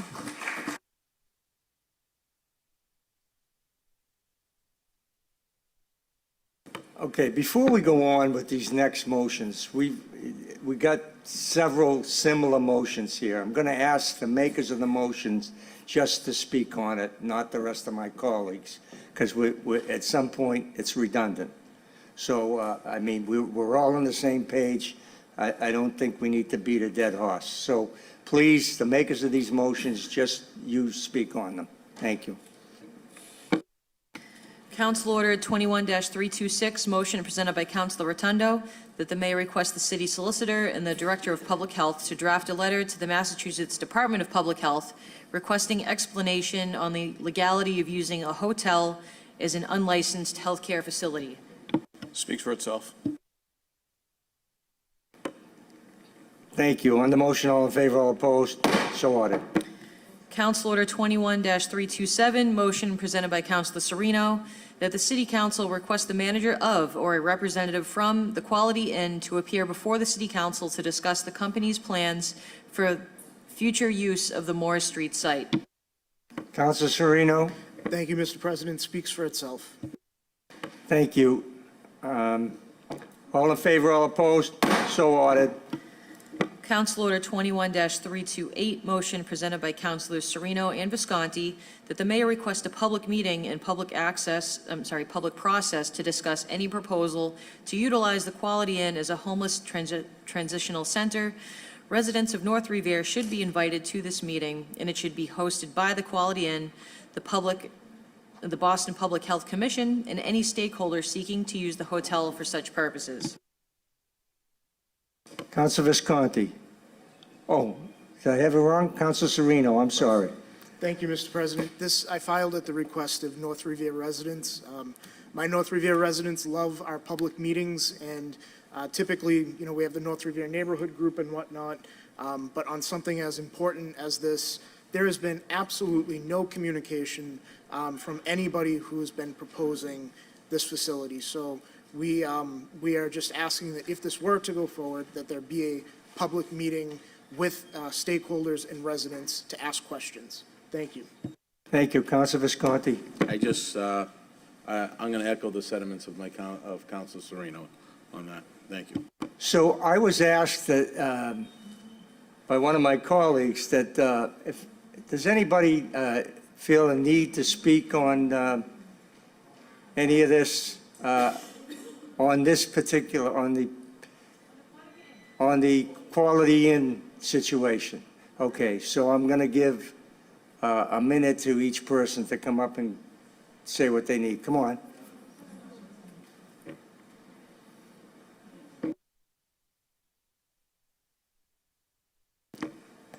Name and address, please. My name is Wishton. I'm living in 73 Neponset Street, Revere. I have a suggestion, like a question to the Boston mayor. Why she doesn't have the courage to send her problem to other cities rich, like Brookline, like Linfield, that's zero crime. Like, why? Or if she is really that nice and she's thinking about like really helping other, why can she come our homeless with her homeless and send them like to the Four Seasons? Maybe the capacity is larger, and then one Dalton too. Quality is so small. Thank you. Thank you very much. Anybody else? Okay, let's move on.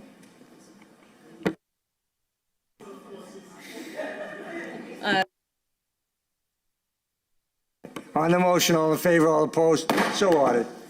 Council Order 21-329, motion presented by Council Vice President Visconti, that the mayor request the city solicitor to file a request with the City of Boston under the Massachusetts Public Records Law, seeking any and all financial records relative to the costs associated with public safety and public works labor and resources expended to manage the homeless encampment crisis at the intersection of Mass and Cass.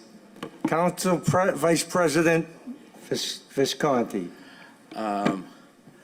My finance background came back on this one, and I wanted to, we forget that this costs money to manage Mass and Cass area. The amount of stress, the amount of money that it would cost the police, the public safety, the DPW, the money that it costs the City of Boston is unbelievable. It's in the hundreds of millions of dollars. We can't handle that cost. We cannot do that. So I wanted to just throw that out there with the Freedom of Information Act to get that information. I'd be hard-pressed to believe that they're willing to provide us that information because they don't want to disclose that to us. But that information is pretty alarming. So I figured I'd file this motion. Thank you. Thank you. On the motion, all in favor, all opposed, so ordered. Council Order 21-330, motion presented by Councilor Keefe, that the mayor request the city solicitor to draft an ordinance providing for the Construction Oversight Department to provide written notice and daily fines for curb cuts and trenches that are found to be insufficient. Repairs shall be made within 5 days of written notice, or a fine will be issued. In the event after 30 days after written notice, due to insufficiencies are not repaired, the city shall make the appropriate repairs and bill the company or companies responsible for the original work. Any companies found to be unresponsive or have unpaid fines exceeding 30 days shall have any pending permits revoked until work is properly completed and all fines are paid. Councilor Keefe. Thank you, Mr. President. I just want to mention, I guess, I'd like to remove this motion because the ordinance already exists. Thank you to Madam Clerk Melnick for helping share this with me.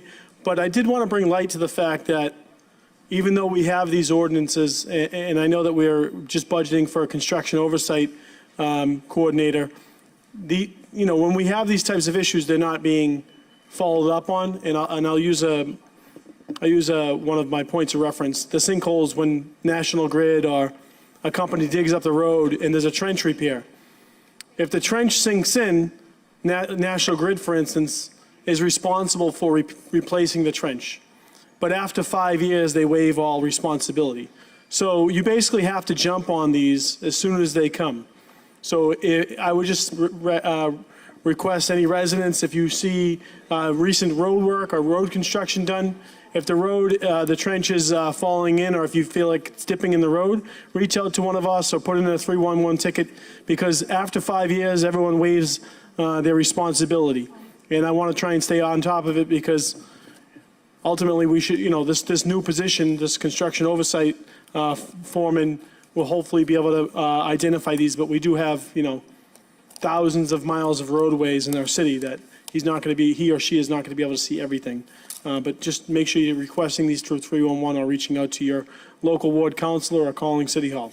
All right, so please remove the motion. Thank you.